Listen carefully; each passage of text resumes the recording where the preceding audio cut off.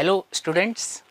तो मैं आपका अपना अनिरुद्ध सर मोशन एजुकेशन की तरफ से लेके आ गए हैं हम आप लोगों के लिए सेशन 2 9 अप्रैल मॉर्निंग शिफ्ट में हुआ क्वेश्चन के सॉल्यूशंस। राइट, तो ये जो क्वेश्चन था, ये क्वेश्चन देखा जाए तो मॉडरेट कैटेगरी में ही था, इजी टू मॉडरेट कैटेगरी में।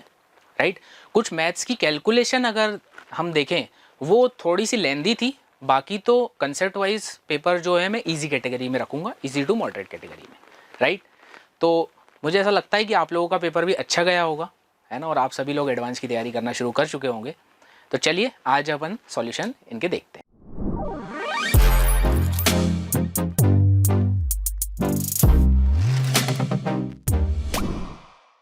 तो इस क्वेश्चन में दिया गया था लैम्डा और mu, simple clear cut question. कहाँ से है पहले तो ये देखें, कहाँ से क्वेश्चन, क्रैमर्स रूल से, है ना, डिटरमिनेंट में जो अपन पढ़ते हैं। तो वहाँ पर ये बोला गया था कि 3 इक्वेशन दी गई है और बोला गया है कि इन तीनों इक्वेशन के सिस्टम ऑफ इक्वेशन की क्या है, इनफाइनाइटली मैनी सॉल्यूशंस है। राइट, तो इनफाइनाइटली मैनी सॉल्यूशंस है तो हमें क्या बताना था, अननोन की वैल्यू का सम बताना है। ओके, तो हम जानते हैं कि भाई इनफाइनाइटली मैनी सॉल्यूशन में क्या करते हैं अपन, सिंपल सी चीज़ करते हैं, डेल इक्वल टू, कंडीशन हमारी क्या होती है, del equal to del 1 equal to del 2 equal to del 3 equal to 0। ठीक है, ये एक सिंपल कंडीशन अपन लगा देते हैं क्रैमर्स रूल से, है ना। तो क्रैमर्स रूल हमें ये बता देता है, ये डेल, डेल 1, डेल 2, डेल 3 क्या है, ये आप सभी लोग जानते होंगे, लेकिन फिर भी मैं यहाँ पर लिख देता हूँ। डेल इज इक्वल टू क्या होता है भाई, डिटर्मिनेंट किनका, coefficient of X Y Z का डिटर्मिनेंट अगर मैं बनाऊँ तो यहाँ पर बनेगा 3, 5 लैम्डा, ओके, 7, 11 -9, ओके, 97, 155 -189। ठीक है, तो ये डेल कहलाता है ना। डेल 1 क्या कहलाता है, डेल 1, डेल के अंदर फर्स्ट कॉलम को अगर मैं रिप्लेस करूं किससे, 3, 2 और म्यू से कॉरस्पॉन्डिंगली, तो क्या बन जाएगा हमारा, डेल 1 बन जाएगा। ऐसे ही डेल 2 भी आप जानते हैं कि सेकेंड कॉलम को रिप्लेस कर दो सर किससे, 3, 2 म्यू से, और डेल 3 क्या होगा, थर्ड कॉलम को आप रिप्लेस कर दो 3, 2 म्यू से। ओके, अब यहाँ पर एक केस था कि भाई अपन सारे तो निकालने नहीं बैठेंगे, है ना, तो क्या क्या निकालने अपन, सबसे पहले तो डेल निकाल लो आप। डेल में देखो सिर्फ लैम्डा अननोन है, तो इसको इक्वल टू 0 कर देता हूँ मैं। राइट, तो इसको जैसे ही इक्वल टू 0 करूँगा क्या मुझे लैम्डा मिलेगा, बिल्कुल मिलेगा। लेकिन अभी ध्यान से देखो, डिटर्मिनेंट के अंदर वैल्यूज बड़ी बड़ी हैं, तो इनको क्या करना पड़ेगा, मुझे रिड्यूस करना होगा। इन वैल्यूज को रिड्यूस करना है अगर मुझे, तो कैसे करूँगा, सिंपल ऑपरेशन लगाऊंगा, या तो कॉलम ऑपरेशन लगा लो या रो ऑपरेशन अकॉर्डिंगली। ठीक है, उसके बाद सर म्यू कैसे निकालेंगे, क्योंकि हमें लैम्डा और म्यू दोनों चाहिए। तो म्यू निकालने के लिए अपन ऐसा काम करें जहाँ पर लैम्डा की जरूरत ना पड़े। तो लैम्डा की जरूरत कब नहीं पड़ेगी, डेल 3 में। ठीक है, क्योंकि डेल 3 वो चीज़ है जिसमें थर्ड कॉलम रिप्लेस हो जाएगा 3, 2 म्यू से, तो इसमें लैम्डा बचेगा ही नहीं, लैम्डा बचेगा ही नहीं, तो हम क्या करेंगे, डेल 3 निकाल लेंगे और उसको 0 कर देंगे। ठीक है, तो आइए कैलकुलेशन देख लेते हैं इसकी। अब सिर्फ कैलकुलेशन है, कंसेप्ट तो क्लियर है। तो देखो, ये यहाँ पर यही किया है हमने, सबसे पहले ये डिटरमिनेंट अपने को 0 करना है, तो मैंने एक ऑपरेशन लगवा दिया, R3 changes to R3 - 14 R2। Right, तो यहाँ से क्या हुआ, ये चीज़ रिड्यूस हो गया, -1, 1 और -63 आ गई, है ना। अब क्या करता हूँ, कॉलम 1 और 2 में -1 + 1 0 हो सकता है, तो ऑपरेशन लगा देता हूँ, column 1 changes to column 1 + column 2। तो ये देखो क्या बन गया, 8, 18 0 बना था, यहाँ पे 2 कॉमन आ गया। राइट, तो ये डिटरमिनेंट बन गया। अब क्या करता हूँ भाई, थर्ड कॉलम के अबाउट, थर्ड रो के अबाउट ओपन कर देता हूँ डिटरमिनेंट को। तो यहाँ से जैसे ही डिटरमिनेंट ओपन करते हैं अपन, तो वैल्यू हमारे पास लैम्डा की क्या निकल के आ जाती है बच्चों, -11। ठीक है, लैम्डा आ चुका है। अब म्यू निकालना है, तो जो मैंने बताया था लैम्डा 3 = 0 कर देंगे अपन। लैम्डा 3 जैसे ही 0 करूँगा तो यहाँ से 3, 2 म्यू से मैंने इसको रिप्लेस कर दिया थर्ड कॉलम को। अब इसको भी मैं थोड़ा छोटा कर देता हूँ क्योंकि वैल्यूज़ बड़ी है, 97, 100, 155। तो क्या ऑपरेशन लगाता हूँ, column 2 changes to column 2 - column 1। Right, तो कैलकुलेशन ही है। अब जैसे ही माइनस करता हूँ तो मेरा डिटरमिनेंट क्या बनेगा, देखो 3, 2, 3, 7, 4, 2, 97, 58 और म्यू।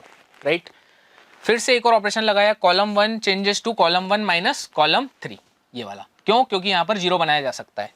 ठीक है, तो जैसे ही 0 बना, अब इसके अबाउट ओपन कर दिया, राइट। फर्स्ट कॉलम के अबाउट डिटर्मिनेंट को ओपन कर दिया, तो यहाँ से जो वैल्यू आएगी मेरी म्यू की वो कितनी आ गई 47, राइट। तो लैम्डा आ चुका है, म्यू आ चुका है, तो म्यू प्लस लैम्डा की वैल्यू कितनी आ जाएगी बच्चों 25। तो इस क्वेश्चन का सही आंसर क्या हो जाएगा 25। ओके, चलिए आगे बढ़ते हैं।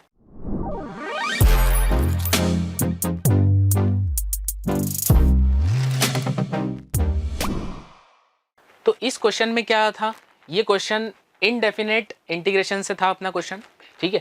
क्वेश्चन एक इजी कैटेगरी का ही क्वेश्चन है, ठीक है।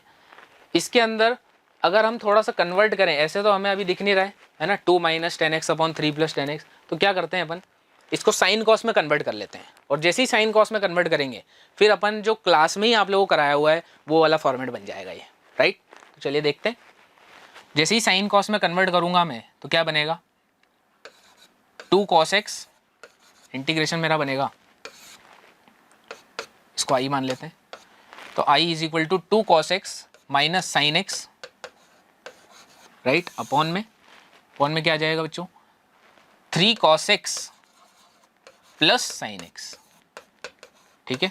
और यहां पर क्या रहेगा dx, ओके।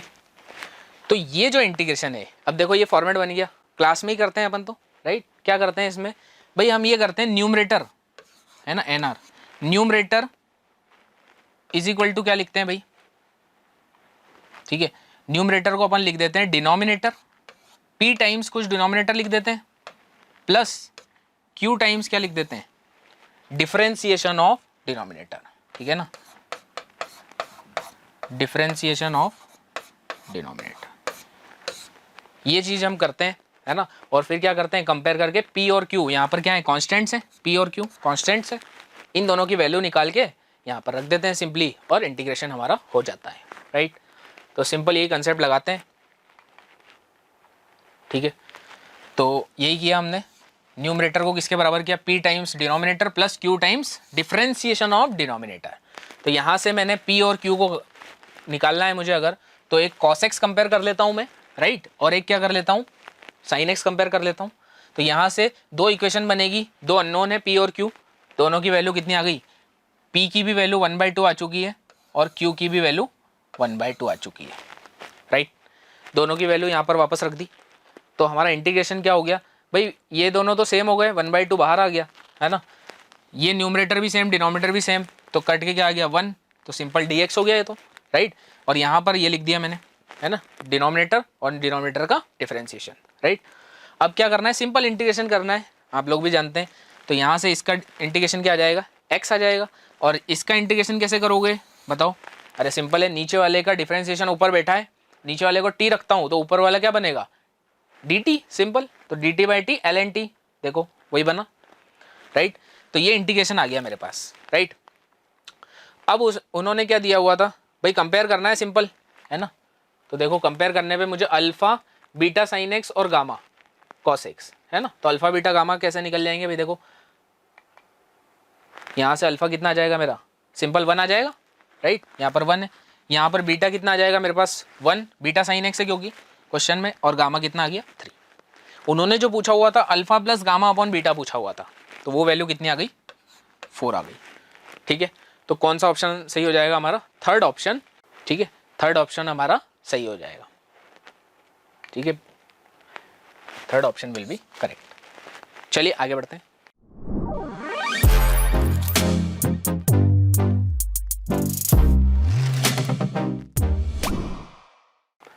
इस क्वेश्चन में देखें, ये क्वेश्चन भी हमने कई बार करा हुआ है, ये क्वेश्चन, है ना, क्लास में भी किया हुआ है, टेस्ट में भी कई बार हमने किया हुआ है ना। क्या है ये क्वेश्चन, ये क्वेश्चन देखते से जिन बच्चों ने किया हुआ है उनको तो डायरेक्ट क्लिक हो गया होगा कि सर ये तो जीपी बन रही है, राइट, देख लो, है ना, ये जीपी बन रही है। तो जीपी बन रही तो क्या करें, जीपी का सम लगा देते हैं, ठीक है। जीपी का सम लगाने के बाद देख लेंगे किसका कोएफिशिएंट निकालना है किसका नहीं निकालना है, राइट। सबसे पहले तो क्या करें, जीपी का सम लगा देते हैं, ओके। तो मुझे ये बताओ कि कॉमन रेशो कितना हो जाएगा भाई। कॉमन रेशो की अगर मैं बात करूं तो second term upon first term करता हूं मैं, तो यहाँ से निकल के आएगा कितना x अपॉन, कॉमन रेशो की बात कर रहा हूँ मैं यहाँ पर, है ना, इस जीपी की कॉमन रेशो r मान लेते हैं। तो r की वैल्यू क्या हो जाएगी x अपॉन 1 + x, ठीक है। कॉमन रेशो ये आ गया मेरे पास, राइट। और फर्स्ट टर्म मेरे पास गिवन है, ये फर्स्ट टर्म है x square into 1 plus x की पावर 98, राइट। तो अब सिंपल मुझे फॉर्मूला लगाना है सम का, और सम का फॉर्मूला क्या होगा ये भी आप जानते हैं, एस इज इक्वल टू कितना होता है ए मल्टीप्लाइड बाय कॉमन रेशो की power total number of terms, ठीक है। टोटल नंबर ऑफ टर्म्स कैसे निकालोगे भाई, यहाँ से देखो अगर स्क्वायर से चल रहा है कहाँ तक गया है 54 तक, तो 54 माइनस 1, ठीक है ना, तो कितनी हो गई टर्म्स भाई 53, तो आर की power 53 minus 1 upon R minus 1, ठीक है। ए की जगह क्या पुट करोगे, ए की जगह यहाँ पर पुट करोगे x square into 1 plus x की पावर 98, ठीक है।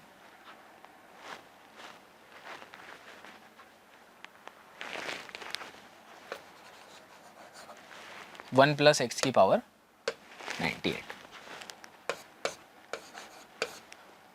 तो ये ए हो गया हमारा फर्स्ट टर्म, दोनों वैल्यू यहाँ पुट कर देंगे तो सम आ जाएगा। उसके बाद हमें करना पड़ेगा कोफिशिएंट निकालना पड़ेगा एक्स की पावर 70 का, राइट।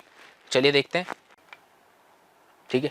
तो यही किया हमने, जीपी है तो सम लगा दिया, फॉर्मूला इस प्रकार से कुछ दिखेगा, है ना। इसको थोड़ा और सिंप्लीफाई कर लेते हैं, है ना। यहाँ से एलसीएम ले लिया मैंने, यहाँ नीचे भी एलसीएम ले लिया, नीचे क्या बनेगा -1, राइट। वो -1 ऊपर ट्रांसफर कर दिया तो क्या बनेगा 1 प्लस एक्स की पावर 53 आगे आ जाएगा, देखो माइनस एक्स की पावर 53, 1 प्लस एक्स की पावर 46 आ गया यहाँ पर, राइट, क्योंकि 53 यहाँ से 52 हो जाएगा और 98 माइनस 52 46, राइट, और एक्स स्क्वायर पहले से, राइट। इतना क्लियर है सभी लोगों को। अब हमें क्या करना है, coefficient of X to the power 70 पूछा गया था, ठीक है। तो ध्यान से देखो तो इसको मैंने अलग अलग कर लिया, दो टर्म में बना लिया। कैसे, ये टर्म इसमें मल्टीप्लाई हुई तो ये एक एक्सप्रेशन बना, ये टर्म इसमें मल्टीप्लाई होगी सेकंड वाले में तो ये एक एक्सप्रेशन बन गया, ओके। अब हमें क्या करना है, एक्स की पावर 70 का कोफिशिएंट निकालना है, तो एक्स की पावर 70 इस एक्सप्रेशन में निकालना है मुझे अगर, तो यहाँ पर बाहर तो एक्स स्क्वायर पहले से ही बैठा हुआ है, अगर एक्स स्क्वायर पहले से बैठा हुआ है तो एक्स की पावर कितना कोफिशिएंट चाहिए मुझे 68 का, है ना, तभी 68 और 2 मिलके कितना हो जाएगा 70 हो जाएगा, ओके।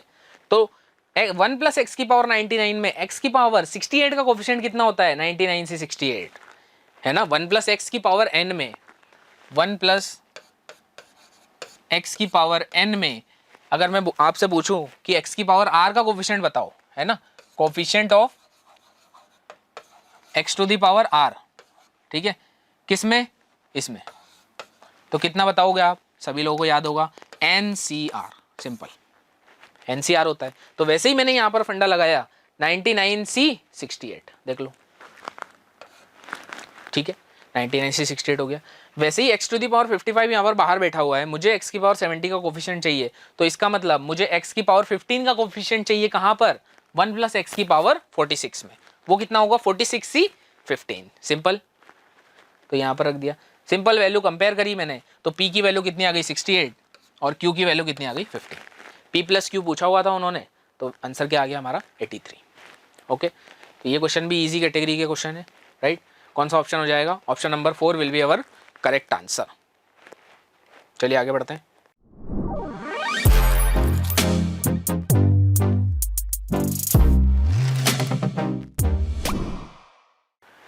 ये क्वेश्चन देखते हैं, फिर एक इजी कैटेगरी का क्वेश्चन है, राइट, वेक्टर से क्वेश्चन है हमारा। क्या क्या दिया हुआ है इसमें, ए बी सी 3 वेक्टर दिए हुए हैं, बोला गया है form a triangle, right, such that C vector is equal to A vector minus B vector, okay, and area of triangle is 5√6, ठीक है। तो अल्फा एक पॉजिटिव रियल नंबर है, तब हमें क्या बताना है, mod C square, right, mod C square बताना है। तो यहाँ पर सबसे पहले हम क्या निकाल लेंगे, सी वेक्टर, एक ये कंडीशन दी हुई है, C vector is equal to A vector minus B vector, okay. तो ये कंडीशन सबसे पहले लगा देते हैं अपन, है ना, क्योंकि ए बी सी तीनों वेक्टर हमें गिवन है यहाँ पर कुछ कुछ, तो वो यहाँ पर वैल्यू पुटअप कर देते हैं, ठीक है। वहाँ से इक्वेशन बनेगी, राइट, अल्फा और एक्स में, वाई और अल्फा में, है ना, इस प्रकार से। फिर हम क्या करेंगे, एरिया ऑफ ट्राइंगल बोला गया है 5√6 है, ठीक है।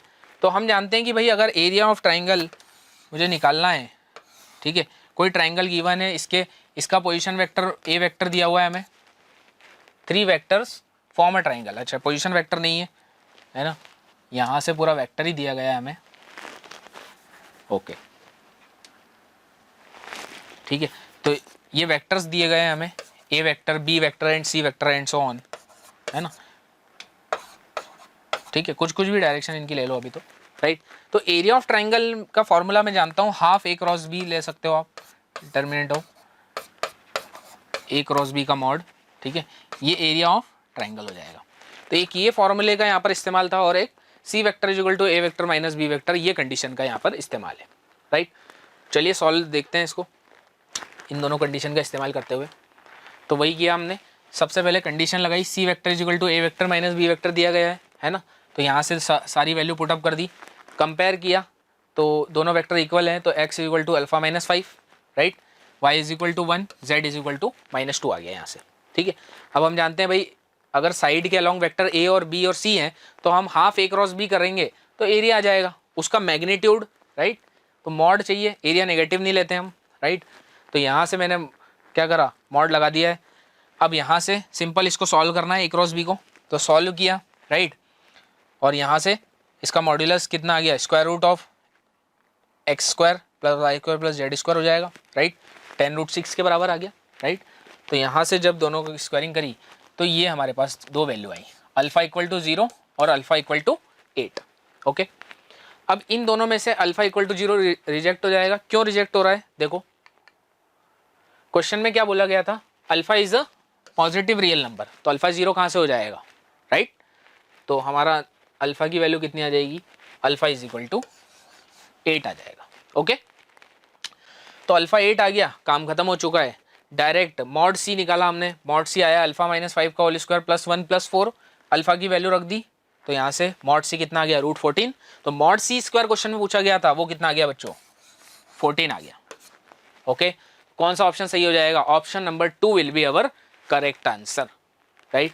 तो देखो क्वेश्चन में कुछ नहीं था, ईजी क्वेश्चन था, है ना, डायरेक्ट ये फॉर्मूले की एप्लीकेशन है, हाफ ए क्रॉस बी, ओके। चलिए आगे बढ़ते हैं।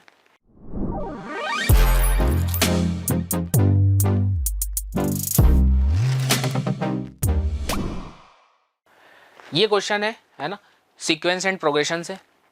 क्वेश्चन इजी कैटेगरी में ही होगा, क्यों, क्योंकि इस प्रकार के क्वेश्चन भी कई सारे आप लोगों ने किए हुए हैं, ओके।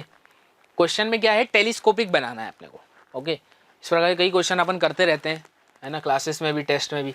तो इन्होंने बोला हुआ है कि सम ऑफ द सीरीज जो है वो कितना दिया हुआ है बच्चों, 5 दिया हुआ है, तब हमें क्या बताना है, 50D बताना है, ओके। तो देखो भाई इस सीरीज के सम को अगर एस मान लूँ मैं, ओके, एस मान लूँ, तो क्या मैं जनरल टर्म लिख सकता हूँ, बिल्कुल लिख सकता हूँ सर। कितना हो जाएगा भाई, समीशन लगा देता हूँ, है ना, 1 अपॉन यहाँ पर क्या लिख देता हूँ, 1 plus r minus 1 into d, okay. ये तो फर्स्ट वाली टर्म होगी, क्या कौन सी, 1 plus d, 1 plus 2d, 1 plus 3d up to 1 plus 9d, okay. तो r की वैल्यू कहाँ से कहाँ तक चल रही है, फिर 1 से स्टार्ट हो रही है, 1 रखो, देखो 1 आ गया, 2 रखो तो 1 प्लस डी आ गया, राइट। कहाँ तक जाना है, 1 प्लस 9d तक, 1 प्लस 9d तक कैसे जाएंगे, 10 रख दो यहाँ पर, ओके। तो एक सेकेंड टर्म भी चल रही है सर यहाँ पर, तो उसके लिए क्या करें, सिंपल देखो वो भी दिख रहा है 1 प्लस rd। जिन बच्चों को ये दिक्कत आ रही है कि सर ये आपने कैसे लिख दिया, उनके लिए ये है कि ये सिंपल AP बन रही है यार, है ना। कॉमन डिफरेंस क्या बन रहा है इनका, AP का 1 1 का बन रहा है, तो आप nth टर्म लिख सकते हो, right, a plus n minus 1 into D से, राइट। तो वो वही मैंने यहाँ पर किया है और कुछ नहीं किया है, ठीक है। अब यहाँ पर क्या करूँगा मैं, अब आगे हम जानते हैं मिसलेनियस सीरीज में हमने पढ़ा हुआ है कि भाई इन दोनों का डिफरेंस ऊपर बना दूँ अगर, काम हो जाएगा बिल्कुल। तो डिफरेंस बनाना है अब हमें, इन दोनों का डिफरेंस अगर मैं लूँ तो क्या आ जाएगा, दिस माइनस दिस करता हूँ, है ना, 1 से तो 1 कैंसिल आउट हो जाएगा, rd से rd कैंसिल आउट हो जाएगा, d बच जाएगा। तो मुझे क्या करना होगा, d से मल्टीप्लाई और d से डिवाइड, बताओ जरा क्लियर हुआ कि नहीं। d से मल्टीप्लाई, d से डिवाइड करना है बस, और कुछ नहीं करना है। तो फिर क्या करेंगे, इस d को क्या लिखेंगे हम, इस d को लिखेंगे इन दोनों के डिफरेंस, बिल्कुल यही तो हमने करना था, तो इससे टेलीस्कोपिक बन जाएगी। तो देखो मैं यहीं पे क्लियर कर देता हूँ इसको, d को मैं वापस से क्या लिख देता हूँ, 1 plus rd minus 1 plus r minus 1 into d, okay. तो d को मैंने ये लिख दिया, देखो लिख सकता हूँ, दोनों का डिफरेंस करो, d आएगा ओनली, ओके। अब यहाँ से क्या करना है, मुझे सिर्फ LCM सेपरेट करना है और टर्म्स कैंसल आउट होने लग जाएंगी, राइट। तो ये बनेगा 1 upon d summation r equal to 1 से लेके 10 समीशन एस, ठीक है। ये दोनों को एलसीएम सेपरेट करूंगा तो 1 प्लस आर डी से 1 plus r d cancel out हो जाएगा, क्या बचेगा 1/1 plus r minus 1 into d, okay, minus यहाँ से 1 plus r minus 1 into d cancel out हो जाएगा, तो क्या बचेगा 1/1 प्लस आर डी, ओके, ये ब्रैकेट लगा दिया, ओके बच्चों। अब 1 2 3 आप रखना शुरू करो, देखो टर्म्स कैंसिल आउट होने लग जाएंगी, ठीक है। तो फर्स्ट टर्म बचेगी और लास्ट टर्म बचेगी, तो फर्स्ट टर्म और लास्ट टर्म बचेंगी अपॉन डी रहेगा, तो सॉल्व होके कितना आ जाएगा देखते हैं। तो अब कैलकुलेशन पार्ट देख लेते हैं। देखो यहाँ तक आ गए हम, है ना, यहाँ तक आ गए। अब मैंने 1 2 3 रखना शुरू किया, 1/d बाहर ही है ना, तो ये जो d था इसको इधर भेज दिया तो 5d हो गया राइट साइड पे, और यहाँ पर 1 2 3 रखना शुरू किया तो 1/1 minus 1/1 plus D plus 1/1 plus D minus 1/1 plus 2d and so on. Last में क्या बनेगा भाई 10 रख दो, 1/1 plus 9d minus 1/1 plus 10d, okay. ध्यान से देखो तो ये टर्म कैंसिल आउट हो रही देखो, ठीक है। सेकेंड वाला थर्ड से कैंसिल आउट होता है, फोर्थ वाला फिफ्थ से कैंसिल आउट होता है, राइट। तो 1 प्लस 9d भी इसके पहले वाले से कैंसिल आउट हो चुका होगा, राइट। प्लस वाला माइनस वाला प्लस के साथ कैंसिल आउट होता है आगे वाले के साथ, ओके। तो यहाँ पर क्या बच जाएगा 1 minus last term 1/1 plus 10d equal to 5d। तो यहाँ से 50d की वैल्यू पूछी गई थी, 50d कितना आ जाएगा हमारा 5, ठीक है। तो ऑप्शन कौन सा हो जाएगा, फोर्थ ऑप्शन। ये question moderate to easy category में ही रखूंगा मैं, ठीक है। ये क्वेश्चन में कुछ खास नहीं था, सिंपल टेलीस्कोपिक है, इससे अच्छी वाली टेलीस्कोपिक हमने की हुई है, ओके। चलिए आगे बढ़ते हैं हम।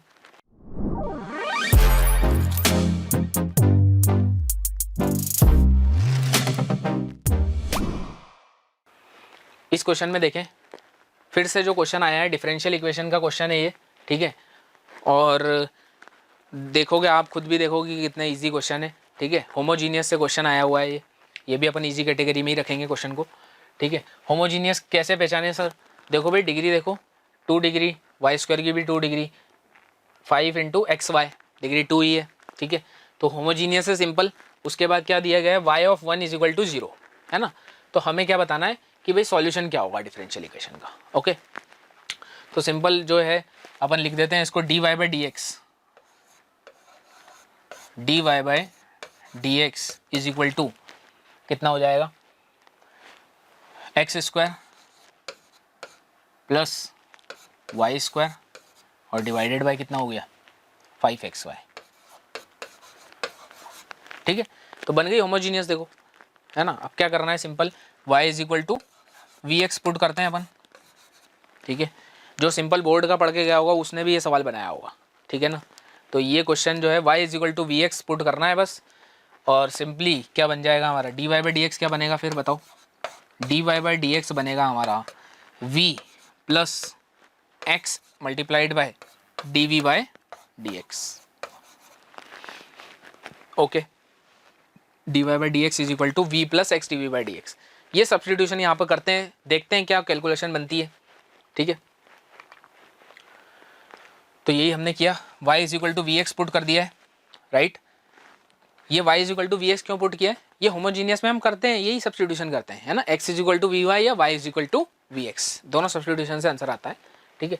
तो यहाँ पर क्या है भाई, simple dy by d x था तो हम y is equal to v x put करना प्रेफर करते हैं। तो dy बाई डी एक्स की वैल्यू ये आ गई, यहाँ पर पुट कर दी मैंने, dy बाई डी एक्स की वैल्यू कहाँ पर पुट कर दी, यहीं पर पुट कर दी, ठीक है। तो यहाँ पर क्या बन गया v plus x dv by d x is equal to, ये एक्सप्रेशन आ गया। अब सिंपली क्या करना है भाई, एक्स स्क्वायर से एक्स स्क्वायर कैंसिल आउट हो गया, v square 1 plus v square by 5v, वो v इधर लाते हैं माइनस का, तो minus 1 minus 4v square by 5v बना, राइट। अब सिंपल क्या हो गया, वेरिएबल सेपरेबल हो गया। तो वेरिएबल सेपरेबल अगर हो गया है तो क्या बन जाएगा, यहाँ से दोनों तरफ इंटीग्रेशन ले लेते हैं, 5v upon 1 minus 4v square D integration D x by x, ठीक है। अब यहाँ पर इस वाले इंटीग्रेशन को करने के लिए वी स्क्वायर को क्या मान लिया, टी मान लिया, तो यहाँ से ये इंटीग्रेशन इसमें कन्वर्ट हो गया D T upon 1 minus 4t, right. Right side में क्या बन गया, D x by x, okay. तो यहाँ पर इंटीग्रेशन जो लेफ्ट साइड का होगा वो हम जानते हैं कि ln 1 माइनस 4t होगा, ठीक है। और -4 से डिवाइड भी करना होगा हमें, राइट। ये नहीं बोलना चाहिए, ये गलती कर देते हो आप लोग एग्जाम में। D x by x ln x हो जाएगा, ठीक है। Constant of integration left side पे ऐड कर दो या राइट साइड पे, कोई फर्क नहीं पड़ रहा है, राइट। तो मैंने क्या कर दिया, लेफ्ट साइड पे ऐड कर दिया। अब यहाँ पर क्या कर दिया, सी ना ऐड करते हुए एल एन में कर देते हैं, c l n c add कर देते हैं। क्यों भाई, दोनों टर्म्स जो है वो एल एन में है, तो इसको भी एल एन में ले लिया जाए, राइट। उससे क्या फायदा होगा सर, उससे ये फायदा होगा एल एन की प्रॉपर्टीज लग जाएंगी, राइट। तो ये इस तरफ आया और प्रोडक्ट में हो गई टर्म्स, है ना। लॉग की प्रॉपर्टी हम जानते हैं कि l n m plus l n n क्या होता है, l n m plus l n n is equal to क्या होता है, l n m into n, ठीक है। L n m into n is equal to l n m plus l n n. तो ये इस तरफ आएगा तो प्लस का हो जाएगा, लॉग अगर प्लस में रहते हैं तो वो क्या हो जाते हैं, प्रोडक्ट में हो जाते हैं उनके आर्ग्यूमेंट्स, राइट। तो ये बन गया हमारा, ओके। लॉग हट गया और सी की वैल्यू ये आ गई, ओके। अब क्या करना है हमें भाई, कंडीशन दी हुई थी at x is equal to 1 y is equal to 0, ये कंडीशन दी हुई थी ना आपको, वाई ऑफ 1 इक्वल टू 0।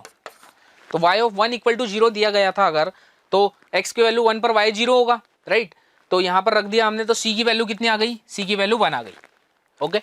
सी की वैल्यू वापस यहाँ पर 1 पुट कर दी, तो हमारे पास क्या आ गया, डिफरेंशियल इक्वेशन का सॉल्यूशन आ गया। थोड़ा सा अरेंज किया हमने तो हमारे पास आंसर क्या आ गया, X square minus 4y square की power 5 is equal to X square. कौन सा ऑप्शन हो जाएगा, option number 1, option number 1 will be correct answer. तो देखो फिर क्वेश्चन इजी था, ऐसा कुछ टफ क्वेश्चन नहीं था, ये बनने लायक क्वेश्चन था, ठीक है। आगे बढ़ते हैं।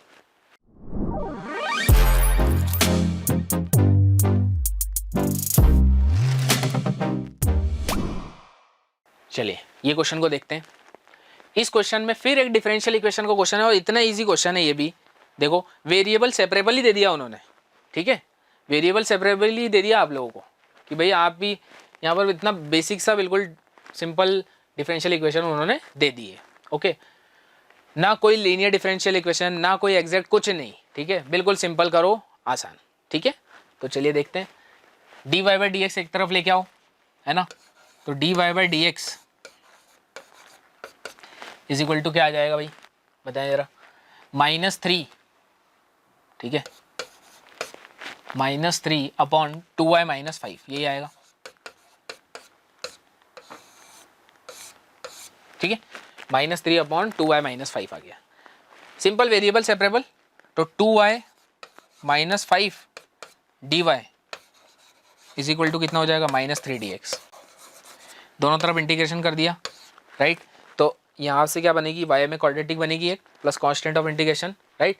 तो वो बोला गया था कि ये जो सॉल्यूशन है वो क्या है, पासिंग थ्रू पॉइंट 0,1। तो ये हमें किसके लिए दिया हुआ है, 0,1 पॉइंट सेटिस्फाई कराने के लिए, ताकि हम कांस्टेंट की वैल्यू निकाल सकें, कांस्टेंट ऑफ इंटीग्रेशन की वैल्यू निकाल सकें, okay.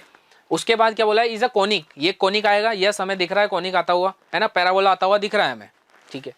Whose vertex lie on the line, तो उस पैराबोला का, उस कोनिक का हमें वर्टेक्स निकालना था और फिर चेक करना था कि कौन से ऑप्शन में वो सेटिस्फाई हो रहा है, ठीक है।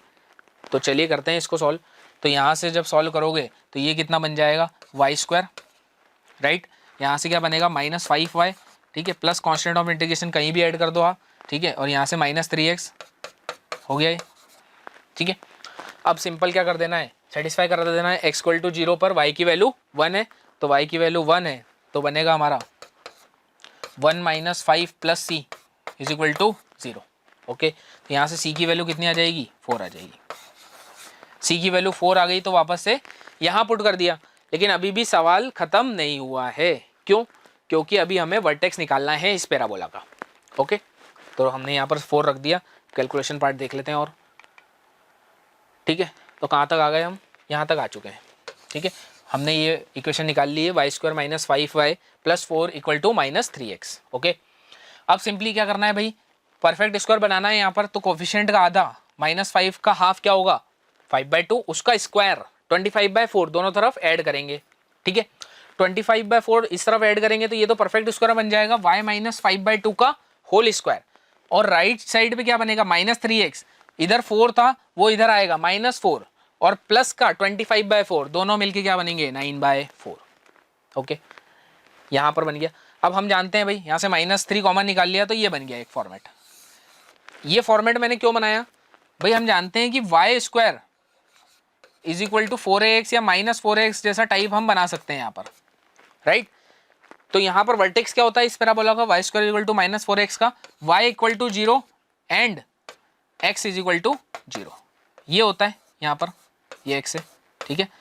तो y equal to 0 and x equal to 0 क्या होता है, वर्टेक्स का कोऑर्डिनेट होता है, वर्टेक्स का कोऑर्डिनेट्स होते हैं 0,0, है ना। तो यहाँ से इस y को 0 करूंगा तो y की वैल्यू 5/2 आएगी, इस पूरे x को 0 मानूंगा मैं, ठीक है, ये कैपिटल X होता है, तो यहाँ से x की वैल्यू 3/4 आ जाती है। तो वर्टेक्स आ गया मेरे पास। सिंपली चारों ऑप्शन में सेटिस्फाई करके देख लें कि 3/4, 5/2 किस लाइन पर लाई कर रहा है। तो यहाँ पर फोर्थ लाइन पर जो फोर्थ ऑप्शन दिया गया है उस पर ये सेटिस्फाई कर जाएगा, 2x + 3y = 9। कौन सा ऑप्शन सही हो जाएगा, fourth option will be our correct. आसान था, है ना, बनने लायक था। चले आगे बढ़ते हैं इसी बात पे।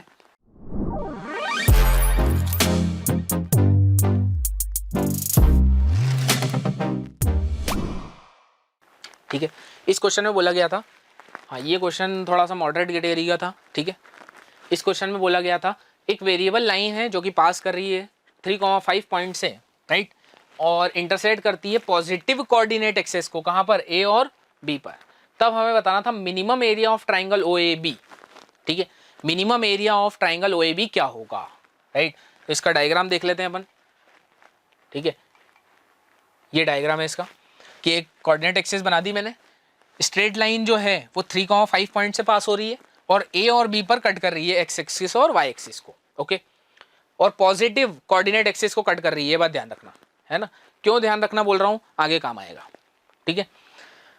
Area of triangle A O B direct जानते हो, हाफ बेस इंटू हाइट लगा सकता हूँ मैं, लेकिन इस लाइन की इक्वेशन तो है ही नहीं सर हमारे पास, कोई बात नहीं, इक्वेशन निकाल लेते हैं। पॉइंट पता है हमें 3,5, स्लोप हम इस लाइन का क्या मान लेते हैं, m मान लेते हैं, इस लाइन का स्लोप क्या मान लिया हमने, m मान लिया। तो मुझे लाइन का पॉइंट मिल गया जिस पॉइंट से वो लाइन पास हो रही है, और स्लोप मिल गया, तो क्या मैं इक्वेशन निकाल सकता हूँ लाइन की, यस निकाल सकता हूँ। तो लाइन की इक्वेशन मैंने निकाल ली 1 पॉइंट फॉर्म से, ठीक है। तो 1 पॉइंट फॉर्म से लाइन की इक्वेशन आई y - 5 = mx - 3, ओके। अब लाइन की इक्वेशन आ गई, तो क्या मैं इसमें y = 0 पुट कर दूं अगर इसी लाइन में, तो क्या मुझे a पॉइंट के कोऑर्डिनेट्स मिल जाएंगे, यस मिल जाएंगे सर, 3 - 5/m, 0 मिल जाएगा। इसी लाइन में क्या मैं x = 0 पुट कर दूं तो b पॉइंट के कोऑर्डिनेट मिल जाएंगे सर, बिल्कुल मिल जाएंगे, ठीक है। 5 - 3m, 0,5 - 3m मिल गया, ओके। ओरिजिन के कोऑर्डिनेट हमें पता ही होते हैं यार, 0,0, ओके। तो एरिया ऑफ ट्रायंगल क्या मिल जाएगा, half base into height, simple, half base into height. तो हाफ बेस इंटू हाइट लगा दिया मैंने, एरिया नेगेटिव नहीं लेते हैं इसीलिए क्या लगा दिया, मॉड लगा दिया यहाँ पर, ओके।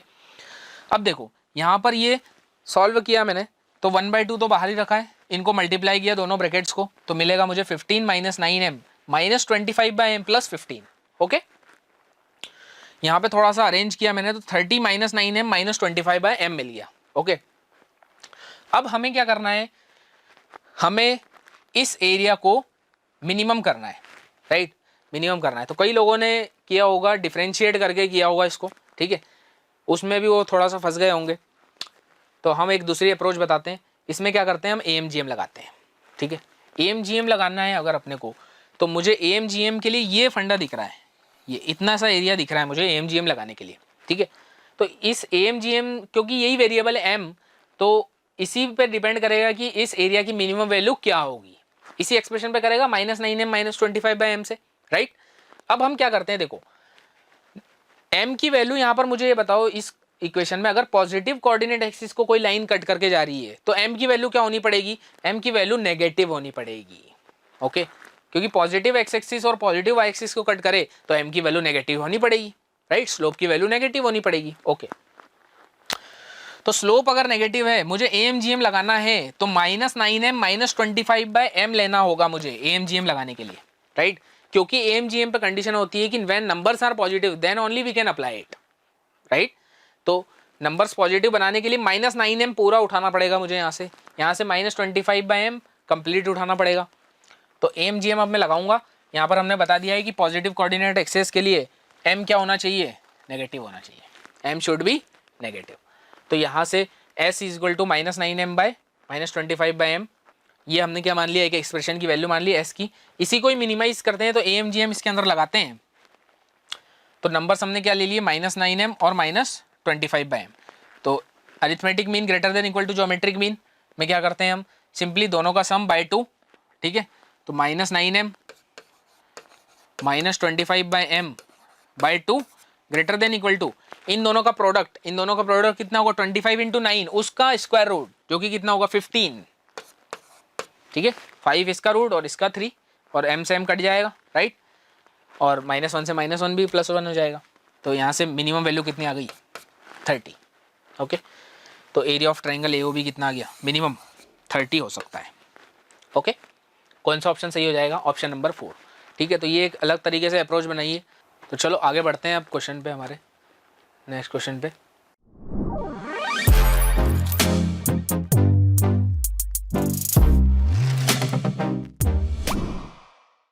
तो ये क्वेश्चन जो था स्टैटिस्टिक्स से क्वेश्चन था हमारा और बहुत ही इजी क्वेश्चन है। मतलब देखो आप यहाँ पर क्या क्वेश्चन में दिया गया है, एक टेबल दे दी हमको, है ना, और बोला गया था frequency distribution of age of student of in a class of 40 students, ठीक है। इस बात का ध्यान रखना, 40 student is given by this, okay. तो इसका मतलब 15 एज के बच्चे जो हैं वो नंबर ऑफ कितने हैं, 5 है। मतलब ये फ्रीक्वेंसी दी हुई है। 16 एज के बच्चे 8 हैं, 17 एज के बच्चे 5 हैं एंड सो ऑन, ठीक है। नंबर ऑफ स्टूडेंट टोटल कितने दे दिए 40। तो इन सब का सम कितना होगा भाई, इन सब का सम जो होगा फ्रीक्वेंसीज का सम, या मैं बोलूँ कि ये नंबर ऑफ स्टूडेंट्स कितने हैं 40 हैं, तो सिंपल ऐड कर दें इनको। तो 8 और 5 13 और 5 18 और 12, ठीक है। 18 और 12 कितने हो गए 30, 30 + x + y, ठीक है। तो इनका सम कितना आ गया 30 + x + y। ये कितना है टोटल स्टूडेंट्स तो 40 है। तो यहाँ से मेरे पास x + y कितना आ गया, सबसे पहले पहली इक्वेशन मेरे पास बन गई x + y = 10, ठीक है। तो x + y = 10 आ चुका है। अब हमें क्या बोला गया था, मीन डेविएशन अबाउट मीडियन, ठीक है। Mean deviation about median is 1.25, ठीक है। तो यहाँ पर हम जानते हैं मीन डेविएशन का फॉर्मूला 1.25 जो कि दिया हुआ है, mean deviation about median is summation mod of fi multiplied by xi minus median का मॉड क्लोज अपॉन में समीशन fi, ठीक है। तो ये रहता है हमारा फॉर्मूला, सिंपल, ठीक है। मीन डेविएशन का फॉर्मूला आपको पता है, अबाउट मीन हम जानते हैं, मीन डेविएशन अबाउट मीन। तो यहाँ पर मीन की जगह अभी क्या आ गया, मीडियन आ गया, सिंपल। तो इस क्वेश्चन में मीडियन भी निकालना होगा हमें, राइट। अब टोटल कितने हैं स्टूडेंट्स 40। तो अगर मैं 40/2 करूँ n/2, ठीक है, तो 40/2 कितना आया मेरे पास 20 आया कि नहीं आया बताओ, 20 आया। तो 20 कहाँ पर आएगा, तो 5 यहाँ पर आ गया, 8 और 5 13, ठीक है, 13 और 5 18, 18 यहाँ तक हो चुका है कंप्लीट, ठीक है। तो 20 किस में आएगा, इस वाली जगह पर आएगा, ठीक है, इस वाली जगह पर आएगा ना। तो इसका मतलब मीडियन कितना हो गया 18 हो गया, बताओ, ठीक है। ये xi है हमारे, है ना, इनको xi बोलते हैं अपन, ऑब्जर्वेशंस जो है, ठीक है। और ये फ्रीक्वेंसी है ना, ये fi है, ठीक है, बिल्कुल बेसिक है। तो हमारे पास मीडियन कितना आ गया 18 आ गया। कैपिटल M की वैल्यू कितनी आ गई हमारे पास 18 आ गई, ओके। तो मीडियन 18 आ चुका है। सिंपली फॉर्मूले में पुटअप करना है वैल्यू और आंसर निकालना है। एक और इक्वेशन आ जाएगी वहाँ से x और y में, एक इक्वेशन आ चुकी है x और y में, x + y = 10। यहाँ से 2 इक्वेशन 2 अननोन, तो यहाँ से हमें 4x + 5y पूछा हुआ था, तो x और y आ जाएंगे, तो ये वैल्यू भी आ जाएगी, ठीक है। देखते हैं अब इसको। तो कैलकुलेशन वाला पार्ट देखा हमने, तो यहाँ से हमारे पास मीडियन 18 आ चुका था, है ना। अब यहाँ पे summation fi xi minus m का मॉड क्लोज यहाँ पर रखा हमने, ठीक है। तो मल्टीप्लाई करने में मॉड रहता है यहाँ पर, है ना, ये मॉड रहता है, जिसके कारण वैल्यू जो नेगेटिव नहीं आ सकती उसको पॉजिटिव बना देता है, राइट। तो यहाँ से सम करेंगे इसका, तो कितना आएगा x + 2y = 14, राइट।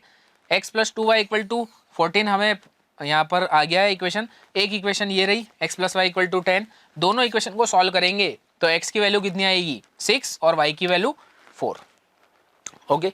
तो 4x + 5y की वैल्यू कितनी आ जाएगी 44, ठीक है, 44 आ जाएगी। तो ये क्वेश्चन भी आप देखेंगे कि इजी कैटेगरी का ही क्वेश्चन है, ठीक है। थोड़ी कैलकुलेशन उन्होंने करवाई है, बाकी क्वेश्चन इजी है, ठीक है। ऑप्शन नंबर कौन सा सही हो जाएगा, option number 3 will be our correct answer.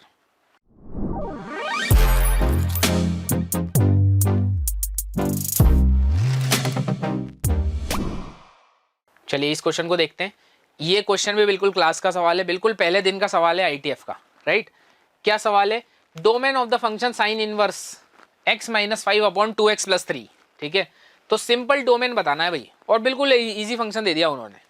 देखो, तो हम जानते हैं साइन इनवर्स x की डोमेन की जब हम बात करते हैं, ठीक है, तो साइन इनवर्स x के लिए डोमेन क्या होती है, domain x belongs to -1 to 1 closed interval, right. तो यहां पर x की जगह पर क्या है, ध्यान से देखो, x की जगह पर है x - 1 अपॉन 2x + 3। तो यहां से हमें कुछ नहीं करना है, 2x x - 1, ठीक है। तो x - 1 अपॉन 2x + 3, इस चीज की वैल्यू कहां से कहां तक होनी चाहिए, -1 से 1, ठीक है।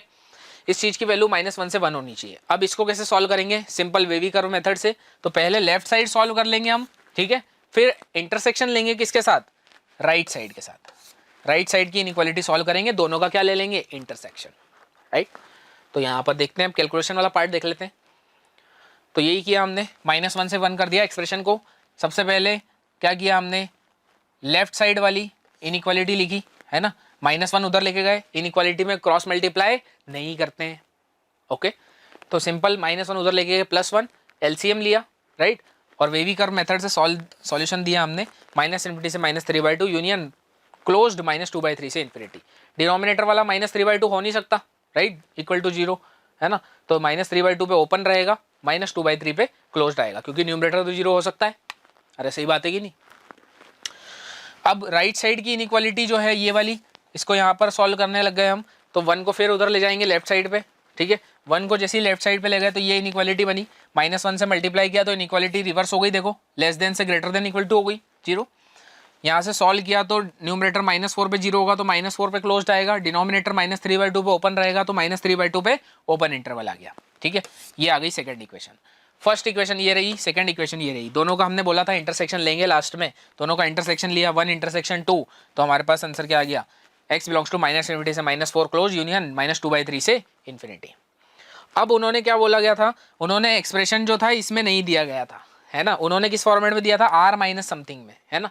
इसमें गड़बड़ हो जाती है कई बार, लेकिन मेरे हिसाब से आपने किया होगा सही से सॉल्व इसको। तो r माइनस ओपन इंटरवल क्या आ जाएगा, -4 से -2/3, ठीक है। तो अल्फा और बीटा उस प्रकार से -4 और -2/3 आ जाएंगे। तो इन्होंने 12 अल्फा बीटा पूछा हुआ था, 12 अल्फा बीटा कितना आ जाएगा, 32 आ जाएगा। तो कौन सा ऑप्शन हो जाएगा, option number 4 will be our correct answer. चलिए आगे बढ़ते हैं हम।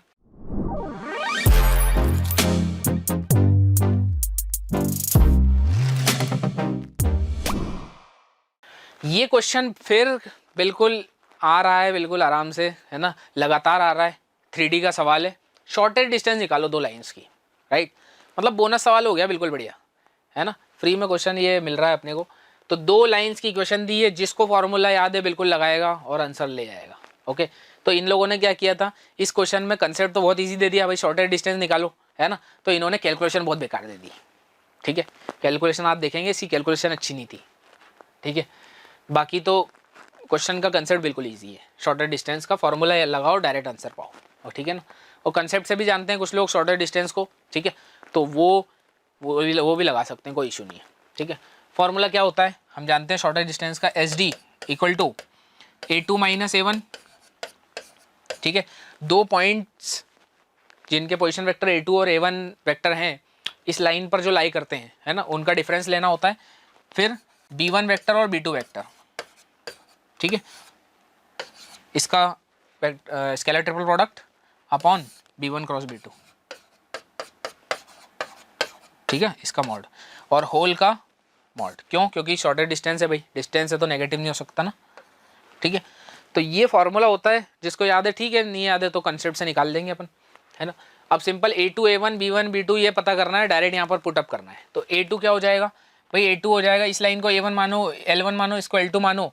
तो इस पॉइंट पर लाइन जो पॉइंट होगा 3 -7 और 1, वो क्या हो जाएगा, वो A1 वेक्टर हो जाएगा। सिमिलरली A2 वेक्टर क्या हो जाएगा, 5 + 9 5i 9j और -2k, ठीक है।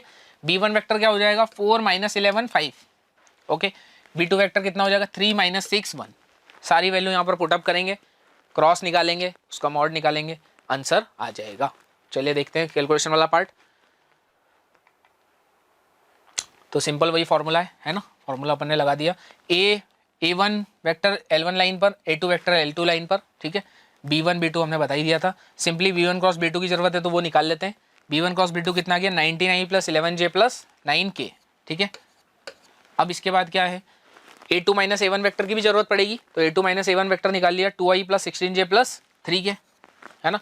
अब A2 माइनस A1 B1 और B2 का बॉक्स निकाल लिया, जिसको अपन क्या बोलते हैं, स्केलर ट्रिपल प्रोडक्ट बोलते हैं। वो कितना आ रहा है 187, राइट। तो यहाँ से वो कैसे निकालते हैं अपन भाई, सिंपली जो B1 क्रॉस B2 है उसका डॉट ले लें, किसके साथ, A2 माइनस A1 के साथ, तो वो कितना आ गया 187 आ गया। Okay, simply A2 minus A1 vector का डॉट किसके साथ लेना होता है, B1 क्रॉस B2 से, तो A2 minus A1 B1 B2 का बॉक्स आ गया, ठीक है। ये 187 आ गया। B1 क्रॉस B2 का मॉड, भाई B1 क्रॉस B2 हमारे पास ये रहा, इसका मॉड निकाल लिया, तो वो कितना है √563। शॉर्टेड डिस्टेंस के फॉर्मूले में रख दिया दोनों वैल्यू, तो 187 अपॉन √563 आ गया, ठीक है। तो थोड़ा सा यहाँ पर कैलकुलेशन गंदी थी, √563 187 ऐसी वैल्यूज आ रही थी, नहीं तो क्वेश्चन जी कैटेगरी का क्वेश्चन है। चलिए आगे बढ़ते हैं, ऑप्शन नंबर 3 हमारा करेक्ट आंसर हो जाएगा।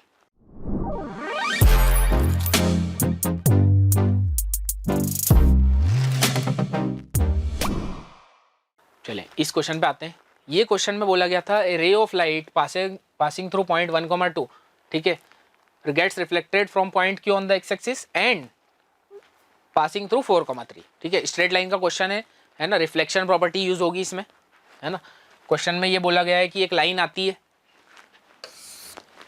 ठीक है, एक लाइन आती है, किस पॉइंट से आ रही है 1,2 से, 1,2 यहाँ मान लेते हैं अपन, है ना।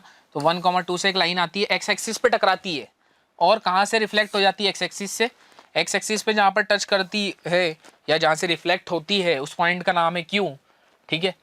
पॉइंट P ये रहा 1,2, ओके। Q पॉइंट मिल गया हमें, फिर R पॉइंट 4,3 इधर कहीं होगा R पॉइंट, ठीक है, R,3 भी मिल गया हमें। अब बोला गया है कि if S is such that PQRS is a parallelogram, तो PQRS तो यहाँ कहीं होगा, है ना। यहाँ पर आप समझ सकते हो कि S पॉइंट यहाँ पर होगा, जिसके पॉइंट क्या दिए हुए हैं हमें, कोऑर्डिनेट्स क्या दिए हुए हैं, H, K, ठीक है। ये एक पैरेललोग्राम है, पैरेललोग्राम है, तो पैरेललोग्राम की क्या प्रॉपर्टी होती है भाई, opposite side equal, opposite sides are parallel, है ना, डायगोनल्स बाइसेक्ट ईच अदर, ये सब प्रॉपर्टीज में से कोई सी एक यूज हो जाएगी यहाँ पर, ठीक है। तो H, K मिल गया। Q पॉइंट के कोऑर्डिनेट्स नहीं है हमारे पास, है ना, तो वो निकालने पड़ेंगे। वो कैसे निकालेंगे, वो ऐसे निकालेंगे, 1,2 की अगर मैं इमेज निकालूं एक्स एक्सिस में, तो वो किस पर लाई करेगी भाई, ये जो QR लाइन है इस पर ही लाई करेगी। QR लाइन पर ये P की इमेज लाई करेगी। P की इमेज मैंने मान ली T पॉइंट, ठीक है। तो 1,2 की एक्स एक्सिस में अगर इमेज निकालूं मैं, तो क्या होता है, एक्स एक्सिस में अगर इमेज निकाल रहे हैं तो क्या होगा, एक्स का कोऑर्डिनेट तो सेम रहेगा, मतलब 1, वाई कोऑर्डिनेट क्या हो जाता है, बिल्कुल जस्ट नेगेटिव, तो 2 का क्या हो जाएगा -2, ठीक है। तो T पॉइंट भी आ गया, T पॉइंट है हमारे पास, R पॉइंट भी है, तो लाइन की इक्वेशन आ जाएगी। उस लाइन की इक्वेशन में जब मैं y की जगह क्या रखूंगा 0, तो x का पॉइंट आ जाएगा, तो वही क्या होगा, Q का पॉइंट आ जाएगा, Q का x कोऑर्डिनेट, राइट। तो अब कैलकुलेशन पार्ट देख लेते हैं। देखो बिल्कुल यही डायग्राम है ना। लाइन की इक्वेशन अब हमने निकाली, T पॉइंट और R पॉइंट को लेते हुए लाइन की इक्वेशन लिख सकते हो यार तुम, है ना, 2 पॉइंट फॉर्म से। तो 2 पॉइंट फॉर्म से लाइन की इक्वेशन निकाली, तो वो कितनी आ गई 5x - 3y = 11। अब इस इक्वेशन में क्या करो, इस इक्वेशन में y की जगह 0 पुट कर दो सिंपली, तो x की वैल्यू क्या आ गई 11/5, इसीलिए ये पॉइंट क्या आ गया 11/5, 0, ठीक है। अब Q पॉइंट भी आ चुका है, P पॉइंट भी पता है, R भी पता है, S हमें H, K हमने माना हुआ है या दिया हुआ है क्वेश्चन में। तो अब हमें क्या करना है, सिंपली हमें पता है पैरेललोग्राम के डायगोनल्स क्या करते हैं, बाइसेक्ट करते हैं। तो डायगोनल बाइसेक्ट करते हैं तो Q और S का जो मिड पॉइंट होगा वही P और R का भी मिड पॉइंट होगा, राइट। यही प्रॉपर्टी है डायगोनल्स बाइसेक्ट ईच अदर की। तो सिंपली हमने क्या किया, यही किया, डायगोनल बाइसेक्ट ईच अदर। तो h + 11/5/2 = 4 + 1 5/2, 2 से 2 कैंसिल आउट हो गया डिनोमिनेटर में, तो क्या आ गया हमारे पास h + 11/5 = 5। वैसे ही k + 0/2 = 3 + 2/2, दैट इज कितना आ गया, k = 5 आ गया, k = 5 आ गया, h = 14/5 आ गया। h² पूछा हुआ था क्वेश्चन में, तो वो कितना आ जाएगा 70, ठीक है। h² कितना आ गया 70 आ गया। तो कौन सा ऑप्शन सही हो जाएगा हमारा, option number 1 will be our correct answer, ठीक है। क्वेश्चन थोड़ा सा मॉडरेट कैटेगरी में ही था, है ना। पहले आपको इमेज निकालनी थी और उसके बाद उसका यूज लेते हुए पैरेललोग्राम की प्रॉपर्टी लगानी थी, ठीक है। चलिए आगे बढ़ते हैं।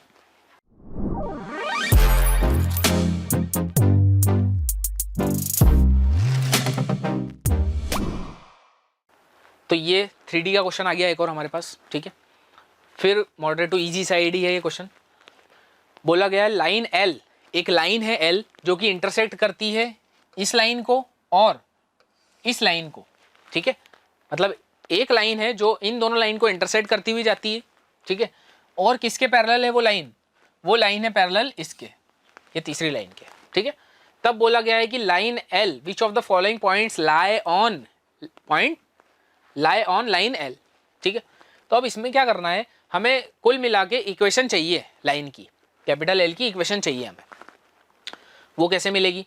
तो मुझे बताओ लाइन L इंटरसेक्ट कर रही है दोनों लाइन को। अगर दोनों लाइन को इंटरसेक्ट कर रही है तो मैं इसको K मान लूँ, है ना, और इसको कुछ और मान लूँ अल्फा, ठीक है। और दोनों पे कोई जनरल पॉइंट मान सकता हूँ मैं K की टर्म में और अल्फा की टर्म में। वो दोनों पॉइंट का अगर मैं डायरेक्शन रेशो निकालूं तो वो किसके पैरेलल है? 3, 1, 2 के, राइट। इस लाइन के पैरेलल है ना, तो डायरेक्शन रेशो इसके पैरेलल आएगा, राइट। तो वहां से इक्वेशन आ जाएगी, K और अल्फा की वैल्यू आ जाएगी। अगर वो पॉइंट आ गया तो लाइन की इक्वेशन आ जाएगी, सिंपल, राइट। तो इस पे हम पॉइंट मान लेते हैं। तो देखो कैलकुलेशन वाला पार्ट देखो, इस लाइन पे हमने इक्वल टू K मान लिया और इस लाइन को इक्वल टू अल्फा रख दिया। तो K जैसे ही रखा तो यहाँ से एक्स वाई जेड मेरे पास क्या गए? ये आ गए K+2 माइनस K और K+1। यहाँ पर अल्फा माना तो एक्स वाई जेड क्या आ गए मेरे पास? सिंपली अल्फा/2 -1, अल्फा/2 + 1 और अल्फा-1, ठीक है। इसको सिमेट्रिक फॉर्म में जरूर कन्वर्ट कर लेना, क्योंकि 2 ऊपर था तो उसको नीचे लाना होगा, है ना। ये गलती मत करना एग्जाम में, ठीक है, नहीं तो नंबर कट जाएंगे। अब यहाँ से दोनों पॉइंट आ गए तो इन दोनों पॉइंट का डायरेक्शन रेशो, ये दोनों पॉइंट है हमारे पास, तो डायरेक्शन रेशो मतलब डायरेक्शन वेक्टर इन दोनों पॉइंट को ज्वाइन करता हुआ जो बनेगा वो किसके पैरेलल है? 3, 1 और 2 के, राइट। तो सिंपली माइनस किया अल्फा/2 -1 माइनस K+2, तो ये आ जाएगा, है ना। सिंपली ये कैलकुलेशंस आ जाएंगी, this vector minus this vector, okay, upon 3, 1, 2, क्योंकि ये दोनों पैरेलल हैं। अब सिंपली हमने क्या किया भाई, इन दोनों को इक्वेट कर देता हूं मैं, ठीक है। इन दोनों को जैसे इक्वेट करोगे K डायरेक्ट निकल के आएगा, क्यों? क्योंकि अल्फा से अल्फा कैंसल आउट हो जाएगा। तो K की वैल्यू डायरेक्ट आ गई कितनी? -4/3। अब K की वैल्यू -4/3 आ गई, हमें अल्फा निकालना नहीं है। फिर K की वैल्यू आ गई, डायरेक्ट पुट कर दो कहाँ पर? यहाँ पर। तो अल्फा की वैल्यू, K की वैल्यू यहाँ पुट कर दी तुमने, तो पॉइंट क्या गया मेरे पास? 2/3, 4/3 और -1/3, ये पॉइंट आ गया, ठीक है। ये वाला पॉइंट आ चुका है। मुझे पता है L लाइन किसके पैरेलल है? 3, 1, 2 के। तो लाइन की इक्वेशन आ जाएगी मेरे पास कितनी? L लाइन आ जाएगी इस प्रकार से, और इस पे चारों ऑप्शन में सेटिस्फाई कर दूंगा तो कौन सा ऑप्शन सेटिस्फाई हो जाएगा मेरा? ऑप्शन नंबर 4 हमारा सेटिस्फाई हो रहा है, -1/3, 1, -1, ठीक है। तो ये क्वेश्चन भी इजी कैटेगरी की क्वेश्चन था, ठीक है। सिंपली एक कंसेप्ट यूज हुआ है और फिर सॉल्व हो गया है, ठीक है। चलिए आगे बढ़ते हैं इसी बात पे।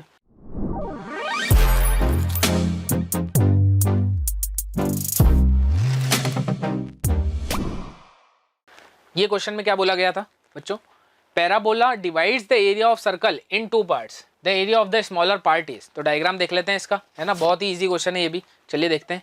ये रहा डायग्राम, सर्कल का डायग्राम, सेंटर पर ओरिजिन मान के बना लिया, है ना। पैराबोला y² = 4x है, तो इसी प्रकार से जाएगा। दोनों के इंटरसेक्शन पॉइंट निकाले मैंने, तो यहाँ से आया 1,2 और 1,-2 आ गया पॉइंट ऑफ इंटरसेक्शन, ओके। अब हमें क्या बोला गया था? हमें ये बोला गया था कि एरिया ऑफ स्मॉलर रीजन निकालना है, मतलब ये वाला निकालना है, एरिया ऑफ स्मॉलर रीजन निकालना है। तो एरिया ऑफ स्मॉलर रीजन के लिए क्या करोगे?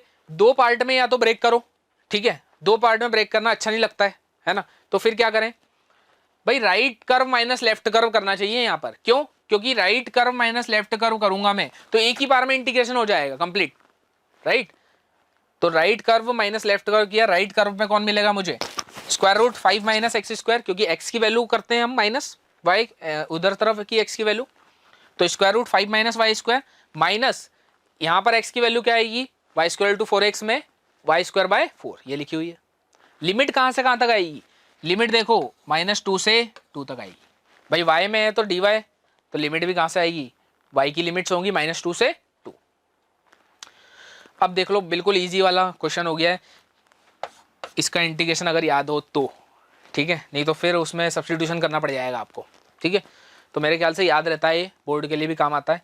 तो 5 माइनस वाई स्क्वायर का इंटीग्रेशन भाई ये देखो, A square minus Y square का क्या होता है integration, Y by two under root A square minus X square plus, ठीक है, A square by two sine inverse Y by root 5 Y by A. Okay, limit लगा दी 0 से 2। अब तो कैलकुलेशन वाला पार्ट है सिंपल, ठीक है। अब यहाँ पर कैलकुलेशन करिए हमने, 2 रख दिया, ठीक है, तो कितना आ जाएगा, ये आ गया हमारा आंसर 2/3 प्लस 5 साइन इनवर्स 2/√5। कौन सा ऑप्शन दिख रहा है भाई, ऑप्शन नंबर 3 आपको दिखेगा, बिल्कुल दिखेगा, ठीक है। क्वेश्चन इजी कैटेगरी था, है ना। कुछ लोगों ने इसको हाफ पार्ट में डिवाइड करके किया होगा, वहां से भी आंसर आ जाएगा, कोई दिक्कत नहीं आएगी, ठीक है। चले आगे बढ़ते हैं।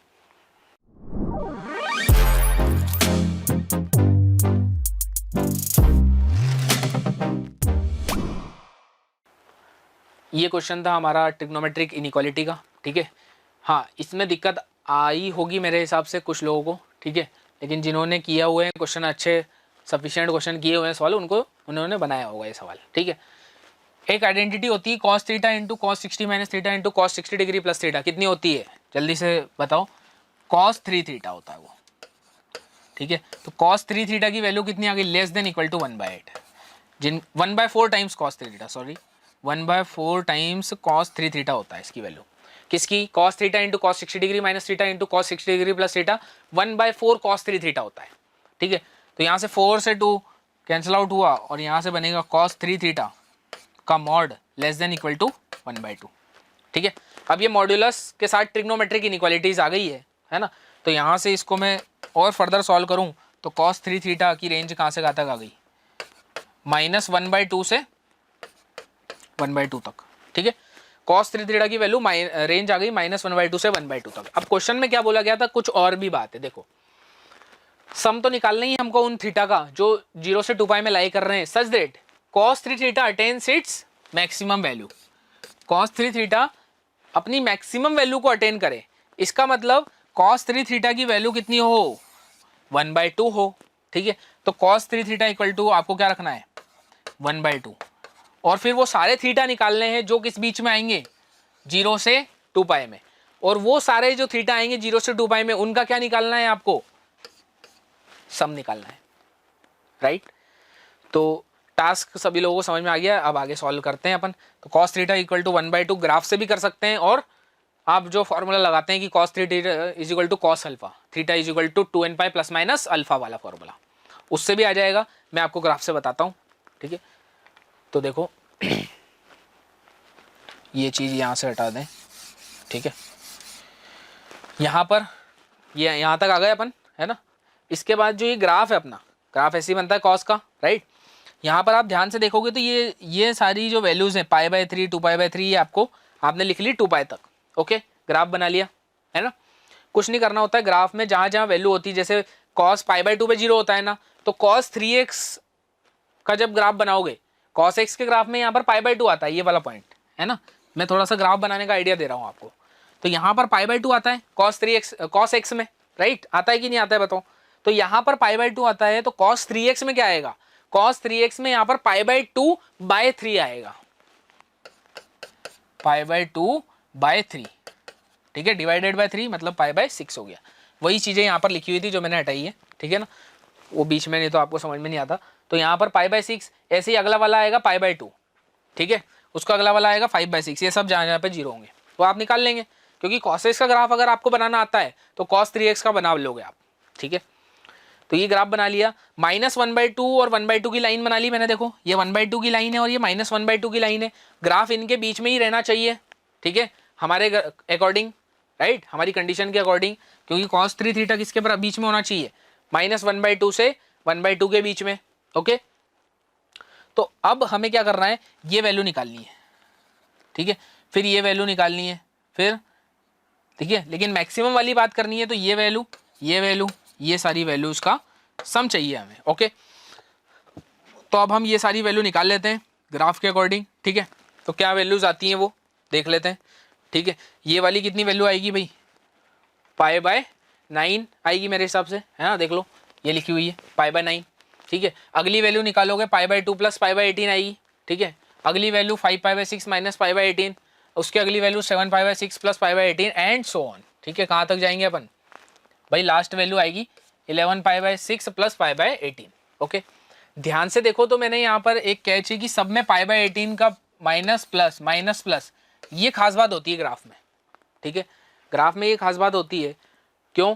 क्योंकि यहाँ से जो डिफरेंस होता है, ठीक है, वही डिफरेंस यहाँ से भी होता है, वही डिफरेंस आपको यहाँ पर भी मिलेगा, वही डिफरेंस आपको यहाँ पर भी मिलेगा, ओके।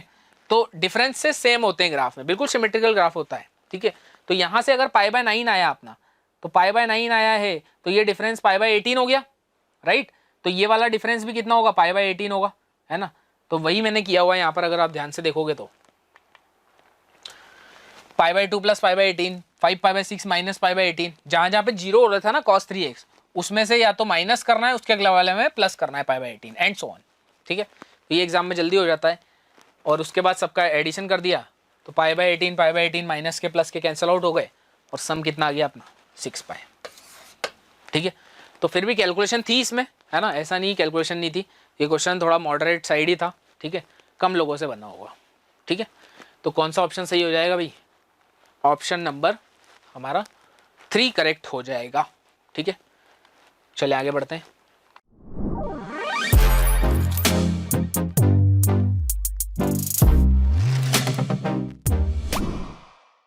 इस क्वेश्चन में बोला गया था circle passing through 2,0 have it centre at the point, ठीक है। सर्कल और इलिप्स सर्कल और लिमिट के क्वेश्चन, लिमिट के कंसेप्ट को थोड़ा सा मिक्स किया है ना। लिमिट का तो बहुत ही इजी, मतलब एल्जेब्रिक लिमिट यूज़ करी है ना, और सर्कल का बहुत इजी पार्ट यूज़ किया है, ऐसा कुछ खास नहीं है इसमें क्वेश्चन में, ठीक है। इजी साइड ही है क्वेश्चन, लेकिन देखने में ऐसा लगता है कि लिमिट भी डाल दिया है, सर्कल भी डाल दिया तो टफ होगा, ठीक है, ऐसा नहीं है।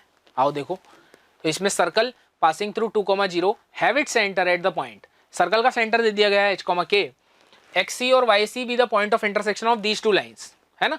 ये 2 लाइन्स के पॉइंट ऑफ इंटरसेक्शन है, ठीक है। तो ये 2 लाइन्स जो है 3x plus 5y equal to 1 और 2 plus c x plus 5c square y is equal to 1, ये जो 2 लाइन्स हैं इनका पॉइंट ऑफ इंटरसेक्शन अगर मुझे निकालना है तो दोनों को सॉल्व करना होगा। कैसे सॉल्व करोगे, देखो 5y और 5y यहाँ दिख रहा है मुझे, तो पहली वाली इक्वेशन में c स्क्वायर से मल्टीप्लाई कर दो, ठीक है। c स्क्वायर से मल्टीप्लाई करके क्या कर दो, सब्ट्रैक्ट, तो अपने पास क्या आ जाएगा, xc आ जाएगा, ठीक है, xc भी आ जाएगा और xc यहाँ रख दोगे तो yc भी आ जाएगा, ठीक है। इन दोनों लाइन के पॉइंट ऑफ इंटरसेक्शन ही तो थे xc और yc, वो दोनों आ चुके हैं यहाँ से। अब हमें क्या करना है, h की वैल्यू लिमिट xc पे c टेंडिंग टू 1 लिमिट लगानी है, yc पे लिमिट c टेंडिंग टू 1 लगाना है, सच दैट h और k आ जाए। उसके बाद क्या पूछा हुआ है इन्होंने पूछा हुआ है सर्कल की इक्वेशन, ठीक है। तो h और k आ गए तो पॉइंट भी पता है मुझे जो सर्कल पे लाई कर रहा है, तो रेडियस भी आ जाएगी और सेंटर तो आ ही चुका है h और k, तो इक्वेशन ऑफ सर्कल आ जाएगा, ठीक है। तो ये क्वेश्चन था कंसेप्ट वाइज इजी, लेकिन अभी देखना आप कैलकुलेशन इसमें कैसी है, ठीक है। कैलकुलेशन है इसमें, ठीक है, कैलकुलेटिव था इस बार का पेपर। तो XC और YC देखते हैं अपन, तो यहाँ से देखो XC आ गया ये और YC भी C की टर्म में आ गया। अब मुझे क्या बोला था, H limit C tending to 1 लगाना है मुझे, तो H की वैल्यू कितनी आ जाएगी, लिमिट जैसी लगाई C टेंडिंग टू 1 तो मेरे पास 2/5 आ गया H। K पे लिमिट लगाई, K is equal to limit C tending to 1, YC पे लिमिट लगाई C टेंडिंग टू 1, तो यहाँ से कितना आ गया -1/25। दोनों वैल्यू आ चुकी है H और K, तो रेडियस क्या आ जाएगी भाई, 2,0 से इस पॉइंट की दूरी 2/5 -1/25 की, वो कितनी आ जाएगी, √1601/25। देखो कितनी बेकार वैल्यू आ रही है, राइट। तो इक्वेशन क्या आ जाएगी, ये आ जाएगी। इसके बाद भी क्वेश्चन जो था वो उसमें क्या दिया था, उसने सिंप्लीफाई करके ये इक्वेशन बनेगी वो दिया हुआ है। ये भी नहीं दिया कि इस फॉर्मेट में दे दे कि हम जल्दी से बता दें, ठीक है।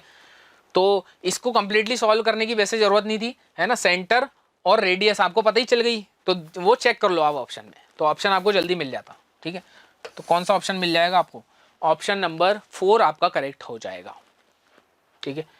तो ये क्वेश्चन कैलकुलेशन वाइज लेंदी था, कंसेप्ट वाइज ईजी क्वेश्चन था, चलिए आगे बढ़ते हैं।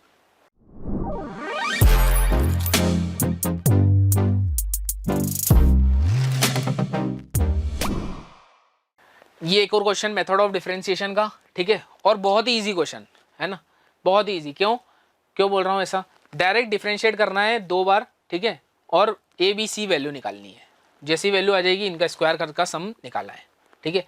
तो बिल्कुल इजी सवाल है।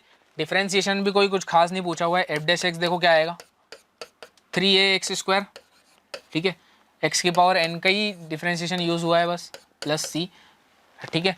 एफ डबल डैश एक्स क्या आएगा, एफ डबल डैश एक्स आएगा 6ax प्लस बी, ठीक है। एफ डैश एक्स और एफ डबल डैश एक्स आ गए, हो गया हमारा काम। डायरेक्ट वैल्यू रखो, मतलब ये क्वेश्चन तो फ्री का क्वेश्चन हो गया है ना। अपन क्लास में भी ऐसे सवाल नहीं करते, वो वाले आ गए ये, ठीक है, इतने ईजी हैं। तो 1 रखा अपन ने, एफ ऑफ 1 की वैल्यू 40 है, ठीक है। तो कंडीशन 3 बनाएंगे, चलो बनाते हैं। एफ ऑफ 1 की वैल्यू 40 है, तो एक कंडीशन हमारी ये बन गई कि a plus b plus c equal to -1 आ गया। एफ डैश 1 इक्वल टू 2 है, तो एक कंडीशन आ गई 3a plus 2b plus 2 plus c is equal to 2।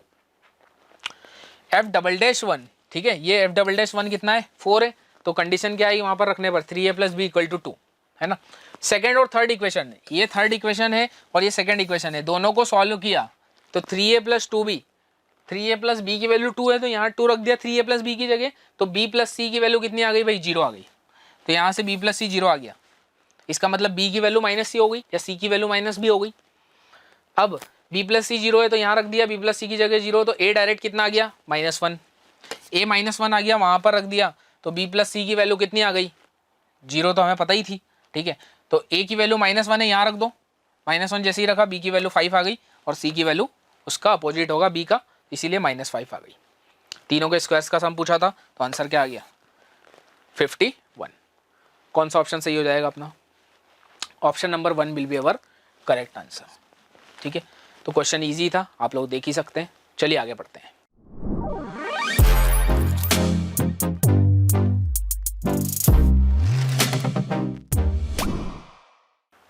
ये क्वेश्चन जो था, alpha beta be the roots of quadratic equation.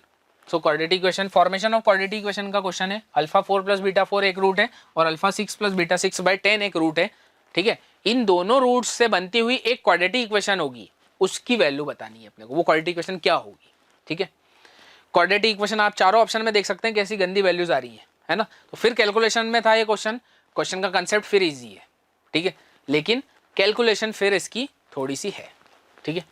तो अब हम जानते हैं कि भाई एक इक्वेशन के रूट्स हैं अगर अल्फा और बीटा, तो हम जानते हैं सम ऑफ रूट्स लगा देते हैं अपन। तो अल्फा प्लस बीटा कितना आएगा भाई, बताओ जल्दी से। अल्फा प्लस बीटा आएगा -2√2 -b/a होता है, okay. Product of the roots क्या आएगा, यहाँ पर लिख देता हूँ, product of the roots plus c/a होता है, इसलिए -1 आएगा, ठीक है। c की वैल्यू -1 है, कांस्टेंट लीडिंग कोफिशिएंट जो कि a कितना है, 1 है ना। अब ये दोनों आ गए, तो सर इससे क्या करेंगे अपन, देखो ये दोनों की वैल्यू निकालनी होगी हमें, अल्फा 4 प्लस बीटा 4 और अल्फा 6 प्लस बीटा 6/10 की। इसमें थोड़ी सी आइडेंटिटी लगेगी बेसिक मैथ की, कौन सी, अल्फा 4 प्लस बीटा 4 को आप क्या लिख सकते हो, अल्फा 4 प्लस बीटा 4 को लिख सकते हो alpha square plus beta square का होल स्क्वायर, ठीक है, और -2 अल्फा स्क्वायर बीटा स्क्वायर, ठीक है। यहाँ से आप बोलोगे सर ये alpha square plus beta square कहाँ से लाए, अब देखो बिल्कुल आसानी से आएगा।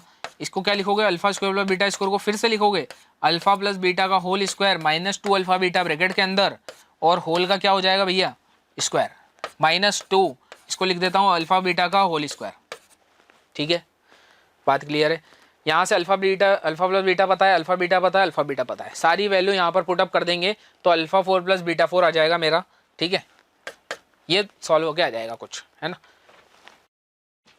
कितना आता है ये सॉल्व होके, कैलकुलेशन वाला पार्ट है, 98 आएगा ये, ठीक है। 98 आ गया, alpha 4 plus beta 4। Alpha 6 plus beta 6 के लिए क्या करेंगे अपन, देखो अल्फा 6 प्लस बीटा 6 के लिए क्या करते हैं अपन, अल्फा 6 प्लस बीटा 6/10 की वैल्यू चाहिए हमें। तो हम क्या करते हैं, एक काम करते हैं, इसको ऐसा लिख सकता हूँ अल्फा स्क्वायर का क्यूब प्लस बीटा स्क्वायर का क्यूब /10। और अब मैं कौन सा फॉर्मूला लगाऊंगा, ए क्यूब प्लस बी क्यूब का। ए क्यूब प्लस बी क्यूब का क्या फॉर्मूला होता है, ए प्लस बी, जो कि होगा ए स्क्वायर प्लस बी स्क्वायर, है ना।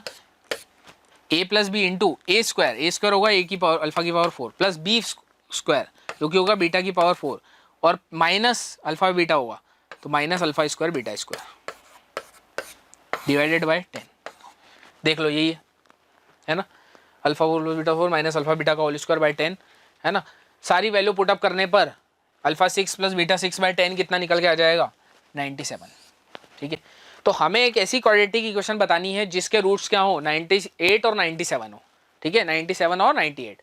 तो वो क्वाड्रेटिक इक्वेशन कैसे निकालेंगे भाई, x square minus sum of roots 98 plus 97 times x plus product of the roots 97 into 98। ठीक है, तो देख रहे हो आप इन दोनों को मल्टीप्लाई करके फिर ऑप्शन मैच करना था।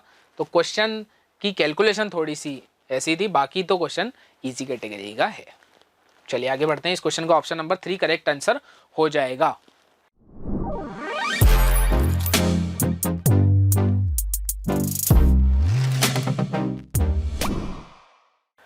आओ इस क्वेश्चन पर। इस क्वेश्चन में क्या है, दो फंक्शन दिए हुए हैं और बोला गया है एफ ऑफ जी ऑफ 10 और जी ऑफ एफ ऑफ 3 ए और बी है।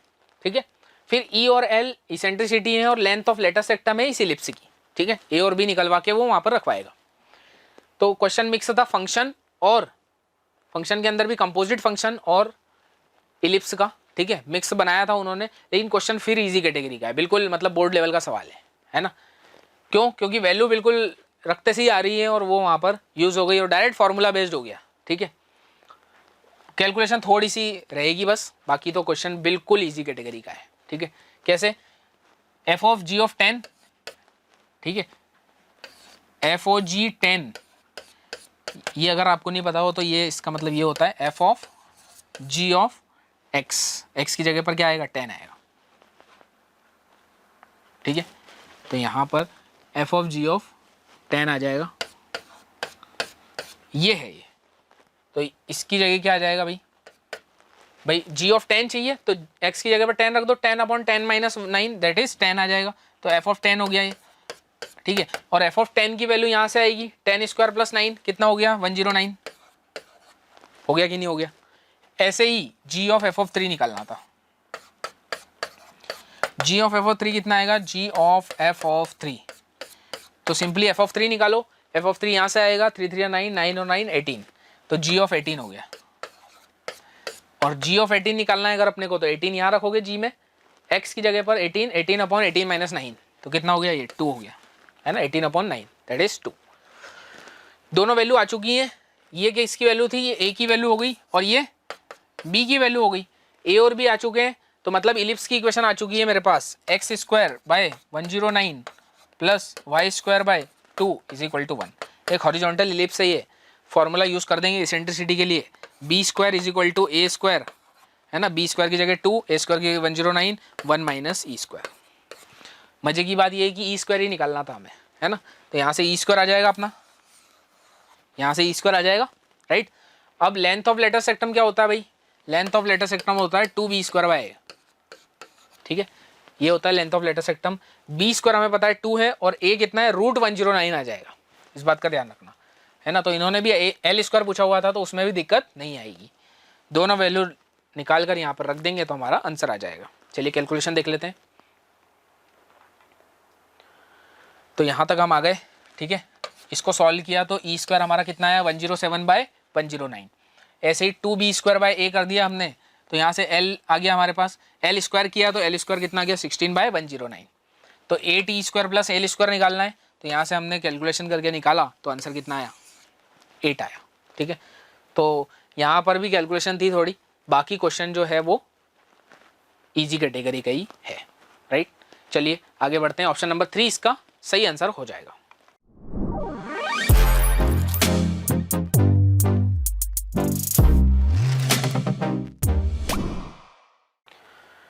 चलिए, तो ये ओ ए वेक्टर, ओ बी वेक्टर, ओ सी वेक्टर दिया हुआ था। ठीक है, उसके बाद ओ ओरिजिन है हमें बताया गया है, area of the parallelogram with adjacent sides O A and O C is 15 square units. ठीक है, तो एक पैरेललोग्राम बनता है जिसके एडजेसेंट साइड्स जो हैं वो क्या दिए गए हैं, ओ ए और ओ सी वेक्टर दिए हुए हैं। ठीक है, उसका पैरेललोग्राम का एरिया हमें 15 स्क्वायर यूनिट्स दिया हुआ है। तब एरिया बताना है हमें quadrilateral O A B C का। ठीक है, तो एक तो डायरेक्ट फार्मूला आप यूज कर सकते हो, मैं आपको इसको एक अलग अप्रोच से बताता हूँ, जो कि डायग्राम से मैं अप्रोच से इसको करके बताता हूँ, ठीक है। तो इसका डायग्राम देखो अपन बना लेते हैं। सबसे पहले हमें पता है कि ओ ए और ओ सी और ओ बी वैक्टर, तो इसको अगर मैं फर्स्ट क्वाड्रेंट में बनाऊँ तो वेक्टर के फॉर्म में देखो ऐसे बनाते हैं अपन, ठीक है।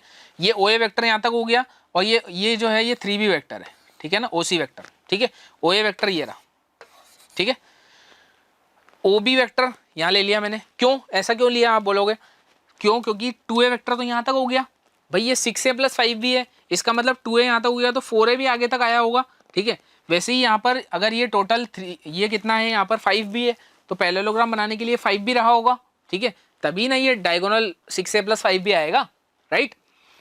जो लोग डायग्राम से जानते हैं कंसेप्ट को, उनको बहुत अच्छे से समझ में आएगा ये कि ये वेक्टर हमारा कितना है 5b में से यहाँ तक तो 3b है, तो ये कितना हो जाएगा 2b वेक्टर हो जाएगा, ठीक है। ये यहाँ से यहाँ तक ये वाला जो छोटा वाला एरो है ये कितना होगा 2b वेक्टर होगा, ठीक है, ओके। ये वाला कितना होगा भाई, ये वाला तो कंप्लीट होगा, कंप्लीट मतलब ये वाला वेक्टर हो जाएगा कितना 6a वेक्टर, ठीक है। पहले देखते जाओ क्या कर रहा हूँ मैं। ये यहाँ तक 2a वेक्टर है, ये कंप्लीट कितना है 6a वेक्टर है, राइट। तो ये कितना आ जाएगा, ये छोटा सा जो वेक्टर है, ये छोटा सा जो वेक्टर है ये आ जाएगा मेरा 4a वेक्टर, राइट। और ये कंप्लीट वेक्टर कितना होगा, जो ये होगा कंप्लीट, ये कंप्लीट कितना है 5b है हमारा, राइट, ओके। तो ये कितना आ जाएगा 5b वेक्टर, है ना। अब देखो कैच क्या है, कैच ये है कि ये और ये इससे बनने वाला कंप्लीट हमारा पैरेललोग्राम बन रहा है, तो उसका एरिया क्या आएगा बताओ जरा मुझे भाई। ये कंप्लीट 6 है, ये 5b है ना, तो कंप्लीट एरिया तो 6a क्रॉस 5b आ जाएगा। अब ध्यान से देखो जरा, area of parallelogram OA cross OC, OA और OC से बनने वाले पैरेललोग्राम का एरिया अपन ने निकाल लिया, है ना। OA क्रॉस OC होगा, वो OA क्रॉस OC निकाला, OA वेक्टर दिया हुआ है, OC वेक्टर दिया हुआ है, यहाँ से निकाला, ये हमें दिया हुआ था, है ना, कितना दिया था ध्यान से देखो 15 दिया हुआ था। ये OA और OC से बनने वाला एरिया कितना दिया था 15 स्क्वायर यूनिट्स दिया हुआ था, तो 15 स्क्वायर यूनिट दिया हुआ था, तो इक्वल टू 15 कर दिया अपन ने, तो A क्रॉस B की वैल्यू आ गई मेरे पास यहाँ से, ठीक है। इसको आगे यूज करेंगे अपन, है ना। अब देखो यहाँ से अगर मैं बात करूं कि मुझे क्या बोला है उसने, उन्होंने बोला हुआ है कि मुझे आप बताओ OABC ये वाला मुझे एरिया निकालना है, कौन सा पैरेललोग्राम का, पैरेललोग्राम नहीं है ये, है ना, एक क्वाड्रिलेटरल है, हमें नहीं पता क्या होगा, OABC ये वाला, है ना, 2 डॉटेड लाइन और 2 ये वाली, राइट। ये एरिया निकालना है, तो अपन क्या करते हैं, टोटल ये वाले में से ये ट्रायंगल का एरिया माइनस कर दो और ये वाले ट्रायंगल का एरिया माइनस कर दूं मैं, राइट, यस और नो। तो टोटल का एरिया क्या होगा, अभी मैंने बताया था कि ये टोटल वेक्टर कितना होगा, ये टोटल वेक्टर हमारा है 6a वेक्टर, ये टोटल वेक्टर कितना है 5b वेक्टर, तो 6a क्रॉस 5b इसका एरिया होगा टोटल का, है ना। तो देखो यही किया मैंने, 6a cross 5b total area, इसमें से माइनस करना है मुझे कुछ, इसमें से क्या माइनस करना है मुझे, 2 ट्रायंगल का एरिया, एक ये वाला ट्रायंगल और एक ये वाला ट्रायंगल। ये वाला ट्रायंगल क्या होगा 1/2 A क्रॉस B, ठीक है। तो एरिया मुझे बाहर की ओर लेना है, तो ये 6a क्रॉस 2b, ठीक है। तो 6a क्रॉस 2b ये रहा, 6a क्रॉस 2b ये वाला एरिया हो गया हमारा 6a क्रॉस 2b/2, और 4a क्रॉस 5b कौन सा एरिया हो जाएगा, ये वाले ट्रायंगल का एरिया हो जाएगा। ये 4a वेक्टर बताया था, ये 5b है, तो बाहर की ओर निकलता हुआ कौन सा हो जाएगा 4a क्रॉस 5b, ठीक है। ये आ गया 1/2 क्यों ले रहे हैं, क्योंकि ट्रायंगल का एरिया है, ओके। ये दोनों एरिया सम करके माइनस कर दूंगा इसमें से, तो हमारा क्या आंसर आ गया 30 - 16 that is 14 A cross B। A cross B की वैल्यू 5/2 हमने निकाली हुई थी, तो आंसर कितना आ जाएगा 35, ठीक है। तो एक फॉर्मूला लगा के आप कर सकते थे, और जिन लोगों को कंसेप्ट क्लियर है उनको यहाँ से डायरेक्ट बन जाएगा। तो ये भी एक अप्रोच हो गई इस क्वेश्चन की, राइट। ये क्वेश्चन का ऑप्शन कौन सा हो जाएगा, ये क्वेश्चन का हमारा ऑप्शन हो जाएगा 3rd option, that is answer will be 35। चलिए आगे बढ़ते हैं।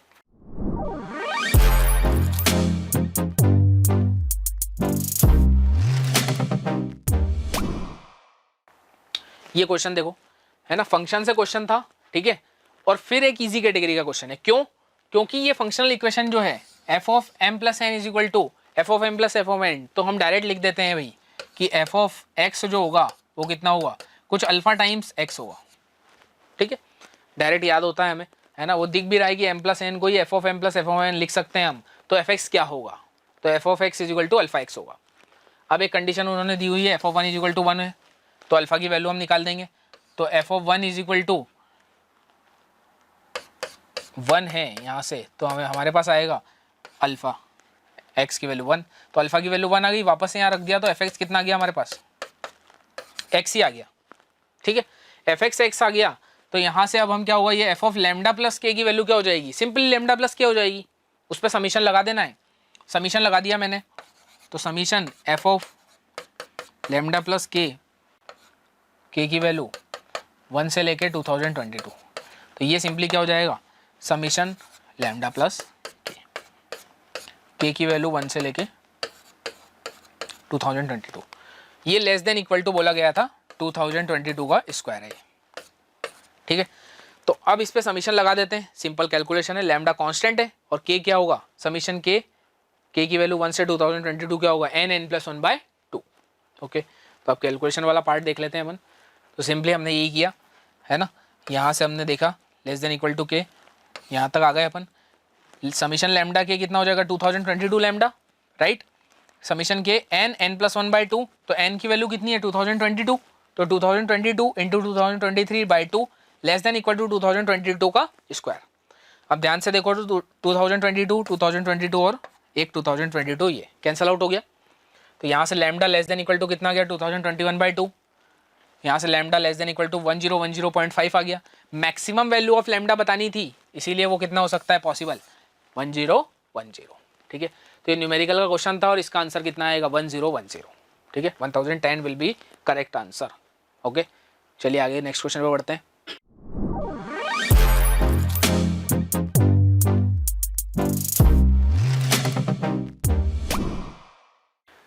बाइनोमियल थ्योरम से रिमाइंडर कंसेप्ट पे एक क्वेश्चन आया हुआ है, फिर मैं बोलूँगा कि दिखने में बहुत भयानक सा दिख रहा हो, लेकिन ये क्वेश्चन ईजी है। कैसे भाई, 428 की पावर 2024 इज डिवाइडेड बाय 21। ठीक है, तो हमें ये देखना है कि 21 का कौन सा मल्टीपल है जो 428 के आसपास आता है। 428 के आसपास 420 आता है। ठीक है, 21 का मल्टीपल, तो +8 लिख देता हूँ इसको, इसकी पावर 2024। अब बाइनोमियल एक्सपेंशन से मैं इसको ओपन करूंगा तो यहाँ पर 2024 से 0, ठीक है, 420 की पावर 2024, ये सारा का सारा जो होगा वो 21 से डिविजिबल होगा, राइट। तो 21 के लिख देता हूँ इसको, प्लस एक लास्ट टर्म बच जाएगी। लास्ट टर्म कौन सी होगी, 8 की पावर कितना 2024। ठीक है, मेरे हिसाब से यहाँ तक समझ में आया होगा, है ना। अब इसके बाद क्या करें अपन, इसके बाद फिर अटक गए, कोई बात नहीं। 8 को तो अपन नहीं लिख सकते 21 के मल्टीपल में, लेकिन अगर मैं ऊपर से पावर 2 ले आऊं तो 8 8 या 64 हो जाता है, और 64 के आसपास है कौन, 21 का मल्टीपल 63, राइट। तो वही लिखूंगा मैं इस 8 को, है ना। तो ये कितना हो जाएगा 21 के प्लस इस 8 को लिख देता हूँ 64 की पावर 1012, ओके। और 64 को लिख देंगे हम क्या, 63 + 1 की पावर 1012, ओके। तो ये 63 के 21 63 के क्लोज मतलब मल्टीपल है 63 21 का, तो यहाँ से कितना हो जाएगा ये 21 के, ये फिर 21 कुछ अल्फा आ जाएगा, ठीक है, 21 अल्फा और +1 आ जाएगा। तो रिमाइंडर क्या होगा भाई, 21 से डिवाइड करने पर रिमाइंडर कितना आएगा, 1 आएगा, राइट। तो फिर इजी कैटेगरी की क्वेश्चन था ये, है ना। यही हमने यहाँ पर बताया हुआ है कि रिमाइंडर कितना आएगा, 1 आएगा। तो इसका आंसर कितना हो जाएगा, 1 हो जाएगा। चलिए आगे बढ़ते हैं इसी बात पे।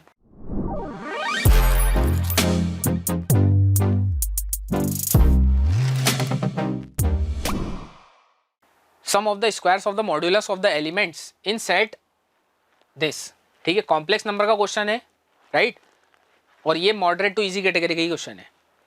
अब इसमें क्या बोला गया है कि z जो है कॉम्प्लेक्स नंबर है ना, उसमें a और b तो क्या होने चाहिए, इंटीजर होने चाहिए, इस बात का ध्यान रखना।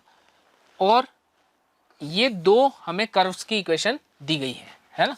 कौन कौन से कर्व हैं ये भी पहचानने पड़ेंगे। ये सर्कल का इनर रीजन है और ये क्या है, ये एक स्ट्रेट लाइन का कुछ पार्ट है ना, स्ट्रेट लाइन का रीजन है कुछ किसी एक साइड पर, है ना। तो डायग्राम देख लेते हैं। सर्कल की इक्वेशन तो ये रही, 1,0 पर सेंटर और रेडियस कितनी 1 यूनिट, सर्कल का अंदर का रीजन है पूरा, ठीक है। जो दूसरा वाला है वो स्ट्रेट लाइन की इक्वेशन आती है y = x, ठीक है। कौन सा रीजन, ये वाला, है ना, y = x लाइन की इक्वेशन आती है और उसमें भी ग्रेटर देन इस तरफ है, तो कोई भी पॉइंट आप रखोगे 2,0 इसमें सेटिस्फाई कराओगे तो सेटिस्फाई कर जाएगा इस वाली इक्वेशन में, है ना। तो इसका मतलब ये वाला रीजन होगा इस लाइन के इधर वाला, तो इस लाइन के इधर वाला और सर्कल के अंदर, इसका मतलब ये कंप्लीट रीजन होगा, देख लो जो अभी शेडेड है, राइट, होगा कि नहीं होगा। अब हमें क्या बोला गया था, हमें बोला गया था इस रीजन के अंदर जितने भी कॉम्प्लेक्स नंबर आएंगे जिनके रियल पार्ट और इमेजिनरी पार्ट इंटीजर होंगे, वो हम सबसे पहले तो वो बता दो आप हमको, ठीक है। वो कौन कौन से होंगे, या फिर लाइन पर भी लाई कर सकते हैं इस सेक्शन पर, ओके। तो यहाँ पर हमें पता है कि ये 0 0 होगा, 1,1, 2,0, 1,-1 और 1,0। इसके अलावा कोई भी इंटीजर पॉइंट यहाँ पर आपको दोनों इंटीजर नहीं मिलेंगे, ठीक है, दोनों के दोनों इंटीजर हो इसके अंदर और इस कंडीशन को सेटिस्फाई करते हुए। कौन कौन से पॉइंट आ गए वो, 0 0, 1 1, 1 0, 1 - 1 और 2 0। हमें बोला गया था कि मॉड जेड का स्क्वायर्स का सम बताना है हमें, है ना। तो ये मॉड जेड कितना आएगा, मॉड जेड का स्क्वायर 0 आएगा, इसका 2 आएगा, इसका 1, इसका 2 और इसका 4, राइट। तो ये यहाँ पर क्या आ गया, मॉड जेड स्क्वायर्स आ गए। ये जितनी भी पॉसिबिलिटी है इन सब का सम पूछा गया था, कितना आ जाएगा, 4 + 4 + 1 दैट इज 9, ठीक है। तो 9 विल बी करेक्ट आंसर। ये क्वेश्चन भी थोड़ा सा जो है मॉडरेट कैटेगरी का क्वेश्चन है, ये कम लोगों से बना होगा, है ना, क्योंकि जनरली कॉम्प्लेक्स नंबर से बच्चों को डर लगता है ना। तो ये क्वेश्चन में दिक्कत आ सकती है, बाकी तो क्वेश्चन ईजी था, जिसने क्वेश्चन अच्छे से लगाए होंगे कॉम्प्लेक्स के उसने जरूर बनाया होगा क्वेश्चन ये। तो इस क्वेश्चन का आंसर हमारा कितना हो गया, 9 will be our correct answer.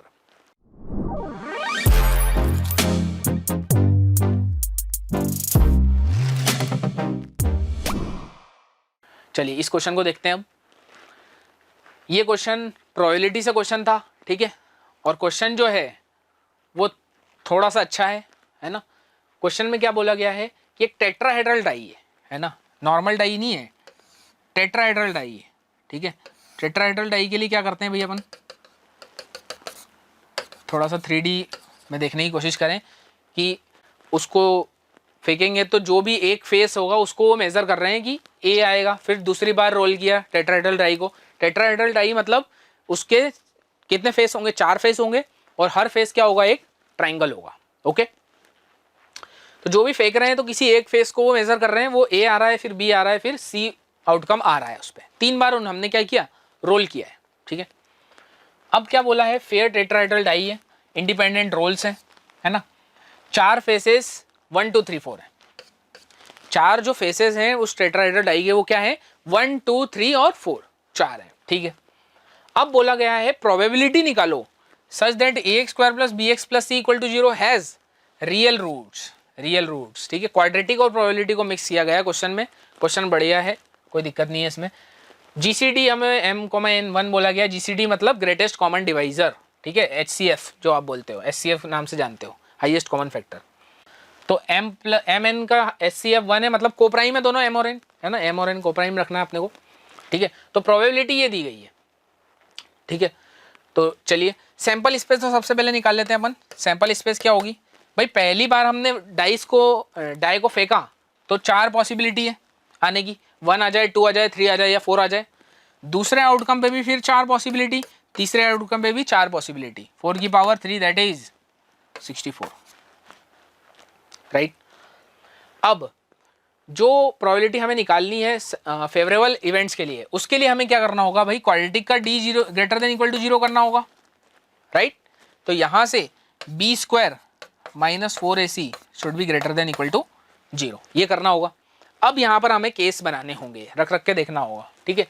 जैसे कि 1 क्या क्या रख सकते हैं हम भाई, यहाँ पर जैसे 1 रखूँ, अगर मैं b की जगह 1 रख सकता हूँ क्या, पहली बात है ना, 1 नहीं रख सकता, b की जगह 1 नहीं रख सकता, ठीक है। उसके बाद 2 रख सकता हूँ क्या b की जगह, है ना। ऐसे बना लो a b c, है ना, यहाँ पर एक टेबल बनानी पड़ेगी आपको। b की जगह 2 रखो तो यहाँ पर 4 हो जाएगा, 4 - 4 कॉमन, तो 1 - ac, तो a और c क्या हो सकते हैं, इक्वल भी हो सकते हैं तो 1 1 हो सकते हैं, है ना। दोनों 1 1 हो जाए 4 - 4 0 हो जाएगा, हमारी कंडीशन सेटिस्फाई हो जाएगी। तो 1, 2, 1 एक ऑर्डर ट्रिपलेट आ चुकी है हमारे पास, राइट। ऐसी कई सारी ऑर्डर ट्रिपलेट आती जाएंगी, है ना। तो वो हमें ऐसे ही सोचते जाना है, बहुत ज़्यादा नहीं आएंगी, ठीक है। देखो कितनी आती हैं, ठीक है। तो यहाँ पर 12 ऑर्डर पेयर आएंगी, ठीक है। इस प्रकार से रख के देखना होगा हमें इस कंडीशन को सेटिस्फाई करता हुआ b² - 4ac को, कि एक बार मैंने आपको अभी बताया एग्जांपल किसका 1 2 1 का, है ना। ऐसे ही आप 1 3 2 2 3 1, ठीक है। अच्छा 1 3 2 है तो 2 3 1 भी आएगा, क्यों? क्योंकि a और c और a प्रोडक्ट में बराबर ही बात है ना। तो उससे आपके थोड़े से और कम हो जाएंगे, है ना। तो 6 में आपको दिमाग लगाना होगा। जैसे ये भी देखो, ये दोनों एक साथ बनेंगे, ठीक है। ये दोनों एक साथ बनेंगे, ये दोनों, ठीक है। 3 1 3 1 और 1 4 1 ये तो तीनों एक साथ बने, ठीक है। फिर ये है एक, फिर ये 2 है, ठीक है। तो ये 12 बनेंगे, टोटल 64 है। प्रोबेबिलिटी क्या आ जाएगी 12/64 दैट इज 3/16, ठीक है। 3/16 आ जाएगी। m + n करूंगा तो क्या आ जाएगा 19 आ जाएगा, है ना। 19 आ जाएगा। तो हमारा फाइनल आंसर कितना हो जाएगा 19 इस क्वेश्चन का हो जाएगा। ये थोड़ा सा बेटर क्वेश्चन था, ठीक है। चलिए आगे बढ़ते हैं।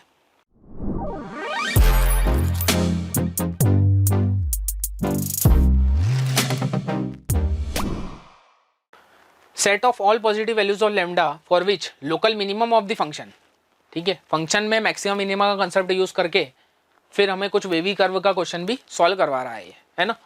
तो क्वेश्चन पहले समझना थोड़ा सा कठिन हो जाता है, क्या बोल रहा है क्वेश्चन, आराम से पढ़ें।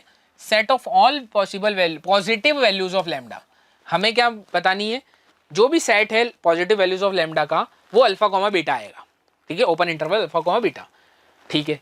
वो किस कंडीशन पे आएगा, जब पॉइंट ऑफ लोकल मिनिमा इस फंक्शन का जो एक्स की वैल्यू होगी लोकल मिनिमा की वो इसमें रखूंगा मैं, तो लैम्डा में इनइक्वालिटी बनेगी।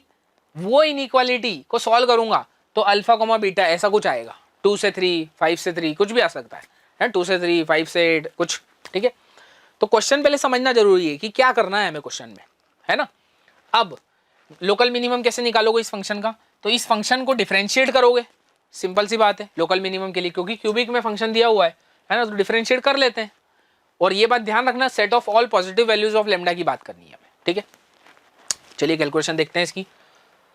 फंक्शन हमने माना, डिफरेंशिएट किया, इक्वल टू 0 किया, एक्स की 2 वैल्यू आई।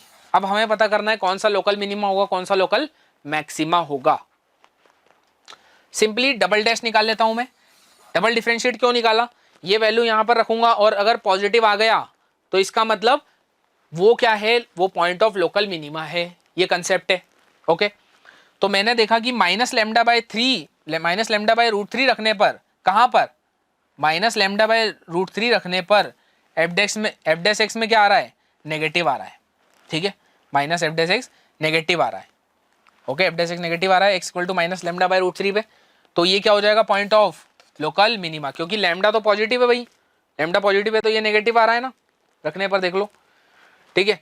तो यहां से मेरा क्या हो जाएगा, ये पॉइंट ऑफ लोकल मिनिमा हो गया। अब ये क्या कर रहा है, इस इनइक्वालिटी को सेटिस्फाई कर रहा है, इस इनइक्वालिटी को सेटिस्फाई कर रहा है, तो ये यहां पर रख दिया हमने।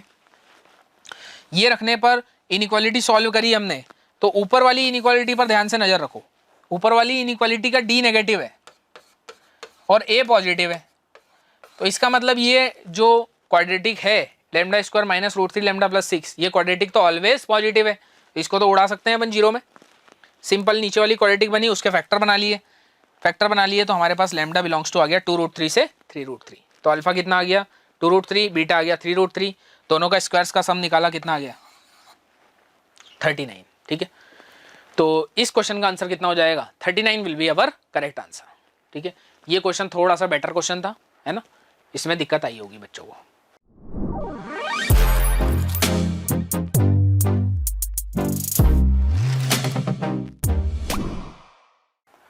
ठीक है, ये क्वेश्चन रिलेशन से क्वेश्चन है, ठीक है। ये भी क्वेश्चन अच्छा है ना, दिमाग लगाना पड़ेगा इसमें, ऐसे जल्दी से नहीं होगा ये, ठीक है। क्या है क्वेश्चन, दो सेट दिए हुए हैं A और B, are be the relation on A cross B such that A, B related to A2, B2, right. If and only if A1 + A2 = B1 + B2 condition satisfy करनी है, ठीक है। कैसे बनाएंगे इसमें ये देखते हैं। तो सबसे पहले तो ए क्रॉस बी निकालना होगा आपको, है ना। पहले तो क्वेश्चन समझो, आधे लोगों को तो क्वेश्चन ही समझ में नहीं आता है। क्या क्वेश्चन में बोला गया है, ए क्रॉस बी एक कार्टेशियन प्रोडक्ट आएगा कि नहीं आएगा? यस आएगा। ए क्रॉस बी कार्टेशियन प्रोडक्ट में जो पेयर्स लेनी है हमको, ठीक है, तो A1 B1 लेनी है मुझे ए क्रॉस बी में से ही, और A2 B2 भी ए क्रॉस बी में से ही लेनी है, सच दैट ये कंडीशन सेटिस्फाई हो। A1 plus A2 is equal to B1 plus B2, मतलब A1 प्लस A2 दोनों जो पेयर्स लिए हमने उनके शुरू के एलिमेंट्स का सम इज इक्वल टू बाद वाले एलिमेंट्स का सम होना चाहिए, ठीक है। ये सवाल जिसको समझ में आया उसके बाद ही वो शुरू कर पाएगा, राइट। तो ए क्रॉस बी में क्या क्या एलिमेंट्स आएंगे भाई, ए पहले, तो इसका मतलब 2,4, फिर 2,5, फिर 2,6, फिर 2,8 एंड सो ऑन, ठीक है। इतनी सारी आएंगी, कितनी पेयर्स आएंगी वही बता सकते हैं हम। 4 इसमें एलिमेंट है, 4 इसमें एलिमेंट है, 4 4 जा 16 एलिमेंट्स आएंगे ए क्रॉस बी में, ठीक है। अब A1, B1 भी इसमें से ही लेना है, A2, B2 भी इसमें से ही लेना है, सच दैट ये कंडीशन सेटिस्फाई हो। तो 2-3 में आपको पेयर्स निकाल के बताता हूँ कैसे दिमाग लगाओगे आप। शुरुआत करो आप किससे, 2,4 से, ठीक है। 2,4 से आपने शुरुआत करी, मतलब आपने A1 B1 क्या ले लिया, ये A1 हो गया और ये B1 हो गया। इसका मतलब अब आप जानते हो कि A1 और B1 मैंने 2 और 4 ले लिया है सर, तो 2 यहाँ रखो और 4 यहाँ रखो B1 की जगह पर, तो 4 - 2, तो यहाँ से मेरे पास कंडीशन क्या बनेगी भाई, A2 is equal to 4 - 2, 2 plus B1, 2 plus B2 sorry. आपने A1 B1 जैसे ही ये लिया, ये यहाँ पर रखा, तो आपकी कंडीशन आई A1 ये रख दिया आपने, A2 is equal to 2 plus B2, simple. अब आपको दिमाग लगाना है कि क्या ये कौन कौन सी वैल्यू पर सेटिस्फाई हो सकता है, ठीक है। तो A2 तो कहाँ से लेना है आपको, फर्स्ट एलिमेंट से, ठीक है, और B2 कहाँ से लेना है, सेकेंड सेट से लेना है B2, राइट। तो अब कैसे सोचोगे भाई, मुझे ये करना है कि A2 की वैल्यू 2 प्लस B2 आना चाहिए, राइट। तो अपन क्या करते हैं, B2 की वैल्यू लेना शुरू करो, 4 लो, B2 की वैल्यू 4 लो, तो 4 + 2 6, क्या A2 6 हो सकता है? यस हो सकता है। फिर से सुनो, 2 प्लस B2, B2 क्या 4 ले सकते हैं? यस ले सकते हैं। 2 + 4 6 आया, क्या 6 A में से आ सकता है? यस आ सकता है। तो इसका मतलब क्या हो गया, A2 और यहाँ B2 लिख दो, यहाँ पर मैंने B2 की जगह कितना रखा 4, तो मुझे यहाँ पर ये 6 मिल गया। देखो पेयर बन गई कि नहीं, ठीक है। 5 लो, 5 + 2 7, 7 है, यस है, बन गया 7,5, ठीक है। रखो 6 + 2 8, नहीं है उधर, और 8 रखने पर 10 नहीं है, ए सेट में है ही नहीं, 7 से आगे ज़्यादा है ही नहीं। इसका मतलब 2,4 पे 2 ऑर्डर्ड पेयर मिली, ठीक है। ऐसे ही आप आगे बढ़ते जाओ तो आपको पेयर्स मिलती चली जाएंगी, ठीक है। तो किस प्रकार से आएंगी वो पेयर्स, वो दिखा देते हैं आपको, ठीक है। इतनी पेयर्स आएंगी, लेकिन आपको लग रहा होगा सर ये ऐसे कैसे लिख के करेंगे हम, तो मैंने अभी बताया कि इतना आसान तरीके से हमने 2 निकाल दी, ठीक है, ठीक है। फिर एक ये आएगी, फिर ये देखो 2 एक साथ आएंगी, ठीक है, फिर 2 एक साथ टर्म्स आएंगी, फिर एक ये बीच में 3 वाली टर्म भी आएगी एक, ये देखो ये और ये, ठीक है। तो उसी ऑर्डर में निकालते चले जाओगे तो इतनी पेयर्स आएंगी। कितनी होंगी ये पेयर्स, ये 25 पेयर्स होंगी, ठीक है। टोटल पेयर्स निकालो आप, ठीक है, तो कितनी आएंगी, ये 25 आएंगी, ठीक है। तो ये क्वेश्चन इतना भी आसान नहीं था कि आप डायरेक्ट कोई फॉर्मूला लगा दो और आंसर निकल आए, ठीक है। आपको मेहनत करनी ही पड़ेगी इस क्वेश्चन में, ठीक है। ये क्वेश्चन कम लोगों से बना होगा 100%, ठीक है।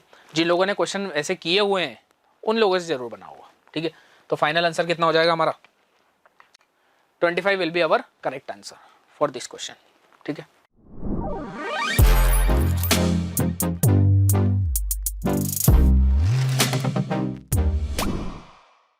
आ जाए नेक्स्ट क्वेश्चन पे। सर्कल का क्वेश्चन है, ठीक है, सिंपली सर्कल की क्वेश्चन है और कुछ नहीं है। इसमें बोला गया है circle passing through 0,0 and 1,0 and touching the circle, ठीक है। तो ये बोला गया है कि कोई सर्कल है, पहले तो 3 रेडियस का एक सर्कल को, और यहाँ पर अंदर कौन कौन से पॉइंट है भाई, 0 0 और 1 0, इन दोनों से कोई एक सर्कल पास होता है, ठीक है, और क्या करता है वो इस सर्कल को भी टच करता है। तो हम जानते हैं कि भाई अंदर से पास हो रहा है तो इसको अंदर ही टच करना पड़ेगा, उसको इंटरनली टच कर रहा है वो, बस ये कैच था इसमें, ठीक है। इस सर्कल का सेंटर इन्होंने दिया हुआ था, कितना दिया है, h, k। हम एक कंडीशन जानते हैं, C1 C2 सेंटर के बीच की दूरी किसके बराबर होती है, अगर 2 सर्कल इंटरनली टच करें दो सर्कल अगर इंटरनली टच करें तो जो भी इनमें से बड़ी रेडियस है, ठीक है, C1 C2 is equal to R1 minus R2 का मॉड, ठीक है, ये होती है कंडीशन। तो अब सिंपली सारी वैल्यूज है हमारे पास। बड़े सर्कल की सेंटर 0 0 है, बड़े सर्कल की रेडियस 3 है, छोटे सर्कल का सेंटर h, k है, छोटे सर्कल की रेडियस कितनी है भाई, h square plus k square का अंडर रूट। सारी वैल्यू यहाँ पर पुटअप कर देते हैं, देखते हैं calculation. Simple, h square plus k square का under root C1 C2, R1 minus R2 हमें पता है बड़े सर्कल की रेडियस 3 है, 3 minus under root of h square plus k square, यहाँ से h square plus k square की वैल्यू कितनी आ गई, 9/4। ठीक है, हमें क्या पूछा गया था क्वेश्चन में, h square plus k square into 4 पूछा हुआ था, तो फाइनल आंसर कितना आ जाएगा, 9 will be our correct answer. ठीक है, चलिए आगे बढ़ते हैं इसी बात में। ये क्वेश्चन भी इजी कैटेगरी का क्वेश्चन है।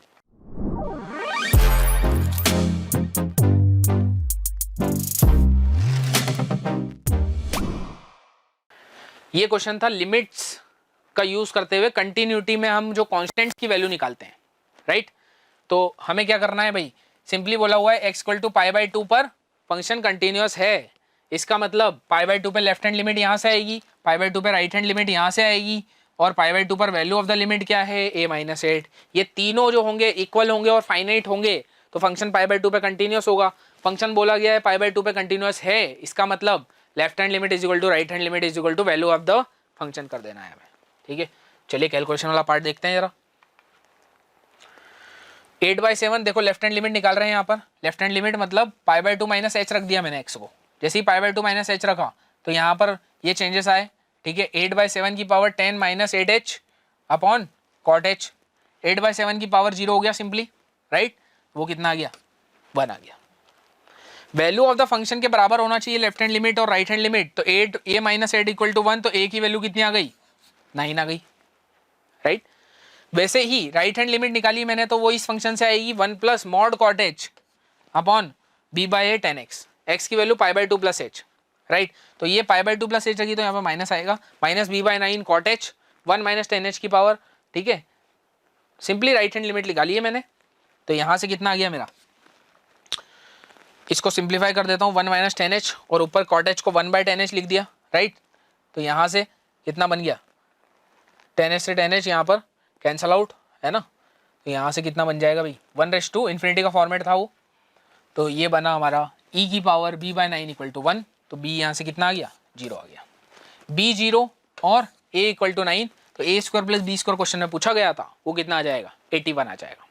ओके, ये क्वेश्चन भी जो था, ये अपन कई क्वेश्चन ऐसे करते हैं क्लास में, है ना। इसका आंसर कितना आ जाएगा बच्चों, 81 आ जाएगा।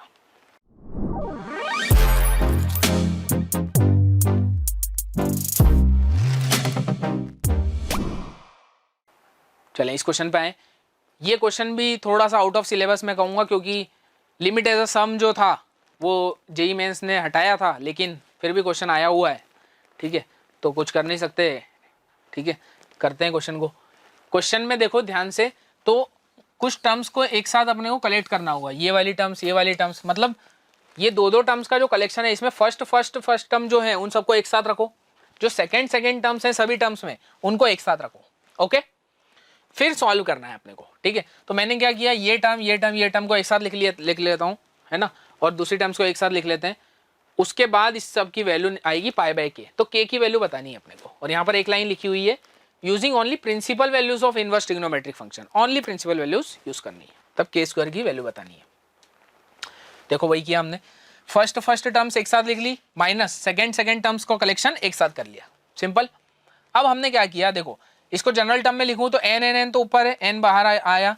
ठीक है, नीचे से क्या है, n स्क्वायर प्लस r4, तो n4 अगर बाहर लूँ तो बाहर कितना आएगा, n स्क्वायर, एक n कैंसल आउट, एक n बाहर, simple, right.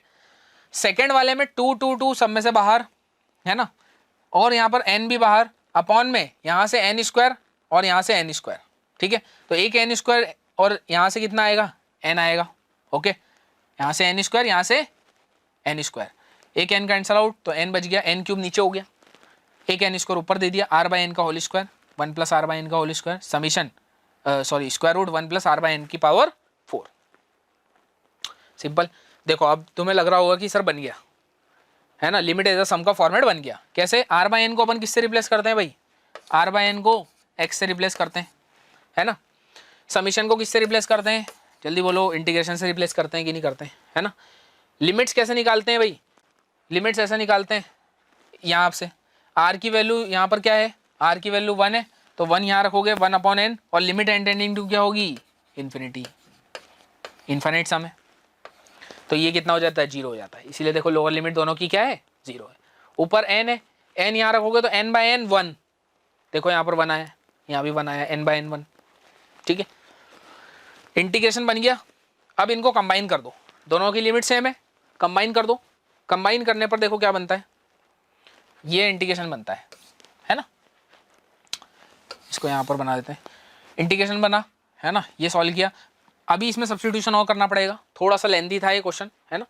Put x equal to tan theta, tan theta put करने पर यहाँ से कुछ सिंप्लीफाई होता है, sec square theta 1 + tan theta cancel out, ये दोनों कैंसिल आउट हो जाते हैं। फिर साइन और कॉस में कन्वर्ट करते हैं तो ये cos स्क्वायर थीटा और cos square theta cancel out होता है बच्चों, ठीक है। cos square theta minus sine square theta कितना होता है, cos 2 थीटा होता है, ये रहा। sin 4 + cos 4 is equal to 1 minus sine square cos square, 2 से मल्टीप्लाई 2 से डिवाइड, राइट।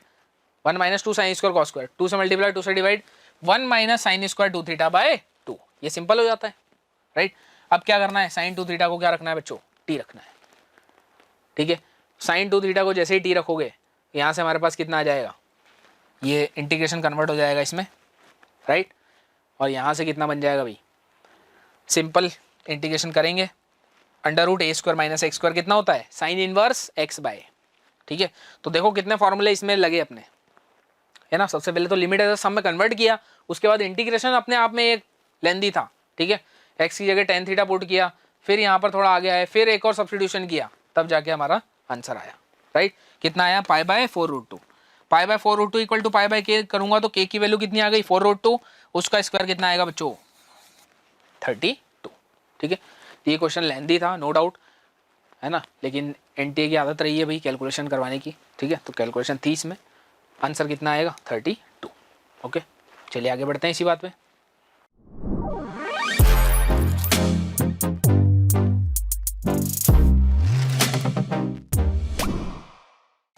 इस क्वेश्चन पे आ जाते हैं। ये क्वेश्चन इजी था, ठीक है, ये क्वेश्चन इजी था। क्यों था, क्योंकि ये से क्वेश्चन आपने कई सारे किए हुए हैं, determinant of adjoint A, adjoint of adjoint and so on, है ना। तो इसमें कितने दिए थे एडजॉइंट भाई, 2 ही एडजॉइंट दिए थे इसने, है ना। इजी पूछा था, 3, 4, 5, 10 हमने तो बहुत सारे किए हुए हैं, ठीक है। तो A B a non singular matrix मतलब determinant is not equal to 0 है, सही बात है। ये दिया गया है एक, और एक ये वैल्यू दी गई है, राइट। तो इसको थोड़ा सा लिखते हैं अपन डिटरमिनेंट के फॉर्म में, तो बनता क्या है अपना, देखो ये देखो इस प्रकार से क्वेश्चन में दिया गया है 2 adjoint of determinant of A into A. एक प्रॉपर्टी ये वाली इसमें यूज होगी, adjoint of K A is equal to k की power n-1 into adjoint of A, ठीक है। यहाँ पर n क्या होता है, n ऑर्डर है, ठीक है, ऑर्डर ऑफ किसका, a का, ठीक, ऑर्डर ऑफ ए मैट्रिक्स, ठीक है। तो इसी प्रकार से यहाँ पर डिटरमिनेंट ए अंदर k की जगह, तो वो बाहर आएगा, बाहर कितनी पावर में आएगा, a² की पावर में आएगा, ठीक है। अब फिर ये पूरा k कहलाएगा, ये k बाहर आएगा तो k की पावर n-1 तरीके से, तो n-1 मतलब 3 - 1 2, a² का स्क्वायर 4, 2 का स्क्वायर 2², ठीक है। अब ध्यान से देखो, एक और प्रॉपर्टी हम जानते हैं कि a का determinant is equal to k की power n into determinant a होता है, राइट। क्यों, और यहाँ पर n क्या होता है, n फिर वही है, n ऑर्डर ऑफ a है, ठीक है। तो यहाँ से अब ये k की तरह बिहेव करेगा, ये k की तरह बिहेव करेगा तो बाहर आएगा तो k की पावर n हो जाएगा, k की पावर n मतलब n 3 है यहाँ पर, तो 3 की पावर 3, 2 की पावर 3 दैट इज 2 की पावर 6, डिटरमिनेंट a की पावर 4 की पावर 3 दैट इज डिटरमिनेंट की पावर 12। यहाँ से अब क्या आ गया, एडजॉइंट ऑफ a का determinant, adjoint of a into adjoint of a का डिटरमिनेंट, ये कितना होता है, ये भी हम जानते हैं, डिटरमिनेंट a की पावर n-1 की पावर 2, ठीक है। n क्या है, फिर वही है, ऑर्डर ऑफ a, तो यहाँ पर इसकी वैल्यू कितनी आ जाएगी, डिटरमिनेंट a की पावर n-1 दैट इज 2, 2 का स्क्वायर, ठीक है। इसको सॉल्व किया हमने, डिटरमिनेंट a की पावर 16, ठीक है, दोनों तरफ पावर 1/16 करी तो डिटरमिनेंट a कितना आ गया, 1/6 आ गया। अब उन्होंने जो बोला हुआ था वो ये बोला था कि इसकी वैल्यू आपको निकालनी है, तो इसकी वैल्यू हमने निकाली, फिर वही डिटर्मिनेंट एडजॉइंट ऑफ के, तो के की पावर n-1 आगे आएगा, 3 इंटू 2 स्क्वायर, वो उसकी पावर 3 होकर बाहर आएगी। डिटर्मिनेंट ए स्क्वायर की वैल्यू हमें पता है 1/6, सारी वैल्यू यहाँ पर पुट कर दी हमने। तो यहाँ पर हमारे पास कितना आ गया भाई 3 इंटू 2 की पावर 4 आ गया। किसकी वैल्यू आ गई, इस एक्सप्रेशन की वैल्यू आ गई। तो यहाँ से कंपेयर हमने किया तो m की वैल्यू 4 आ गई और n की वैल्यू 1 आ गई इसकी कंपेयर करने पर, ठीक है। तो यहाँ से हमारे पास 3m + 2n का मॉड पूछा था, जो कि कितना आ जाएगा 14 आ जाएगा, ठीक है। तो ये क्वेश्चन भी जो था बस कैलकुलेशन इसमें थी, बाकी तो ये क्वेश्चन बिल्कुल ईजी क्वेश्चन था, है ना। ऐसे क्वेश्चन हम कई सारे करते रहते हैं, कोई इशू नहीं है ना। तो मैं इसका फाइनल आंसर कितना हो जाएगा 14। तो आई होप आपको सॉल्यूशन अभी समझ में आए होंगे। आप लोगों ने एडवांस की तैयारी करना शुरू कर दिया होगा, ठीक है। एडवांस की तैयारी करते रहें, PYQ लगाते रहें, है ना। सभी लोगों को इसमें सिलेक्शन लेनी है, ठीक है। बाकी आप लोगों ने अच्छे ही किया होगा क्वेश्चन, है ना, क्वेश्चन पेपर। तो इसी के साथ हम नेक्स्ट वीडियो में मिलेंगे, तब तक के लिए बेस्ट ऑफ लक। आशा करता हूं हमारे टॉप एजुकेटर का यह लेक्चर आपको पसंद आया होगा। अगर पसंद आया है तो वीडियो को लाइक करिए, चैनल को सब्सक्राइब करिए और शेयर भी करिए, क्योंकि ज्ञान बांटने से बढ़ता है और सही बताऊं तो पुण्य भी मिलता है। मुझे सुनने के लिए बहुत बहुत धन्यवाद। Thank you.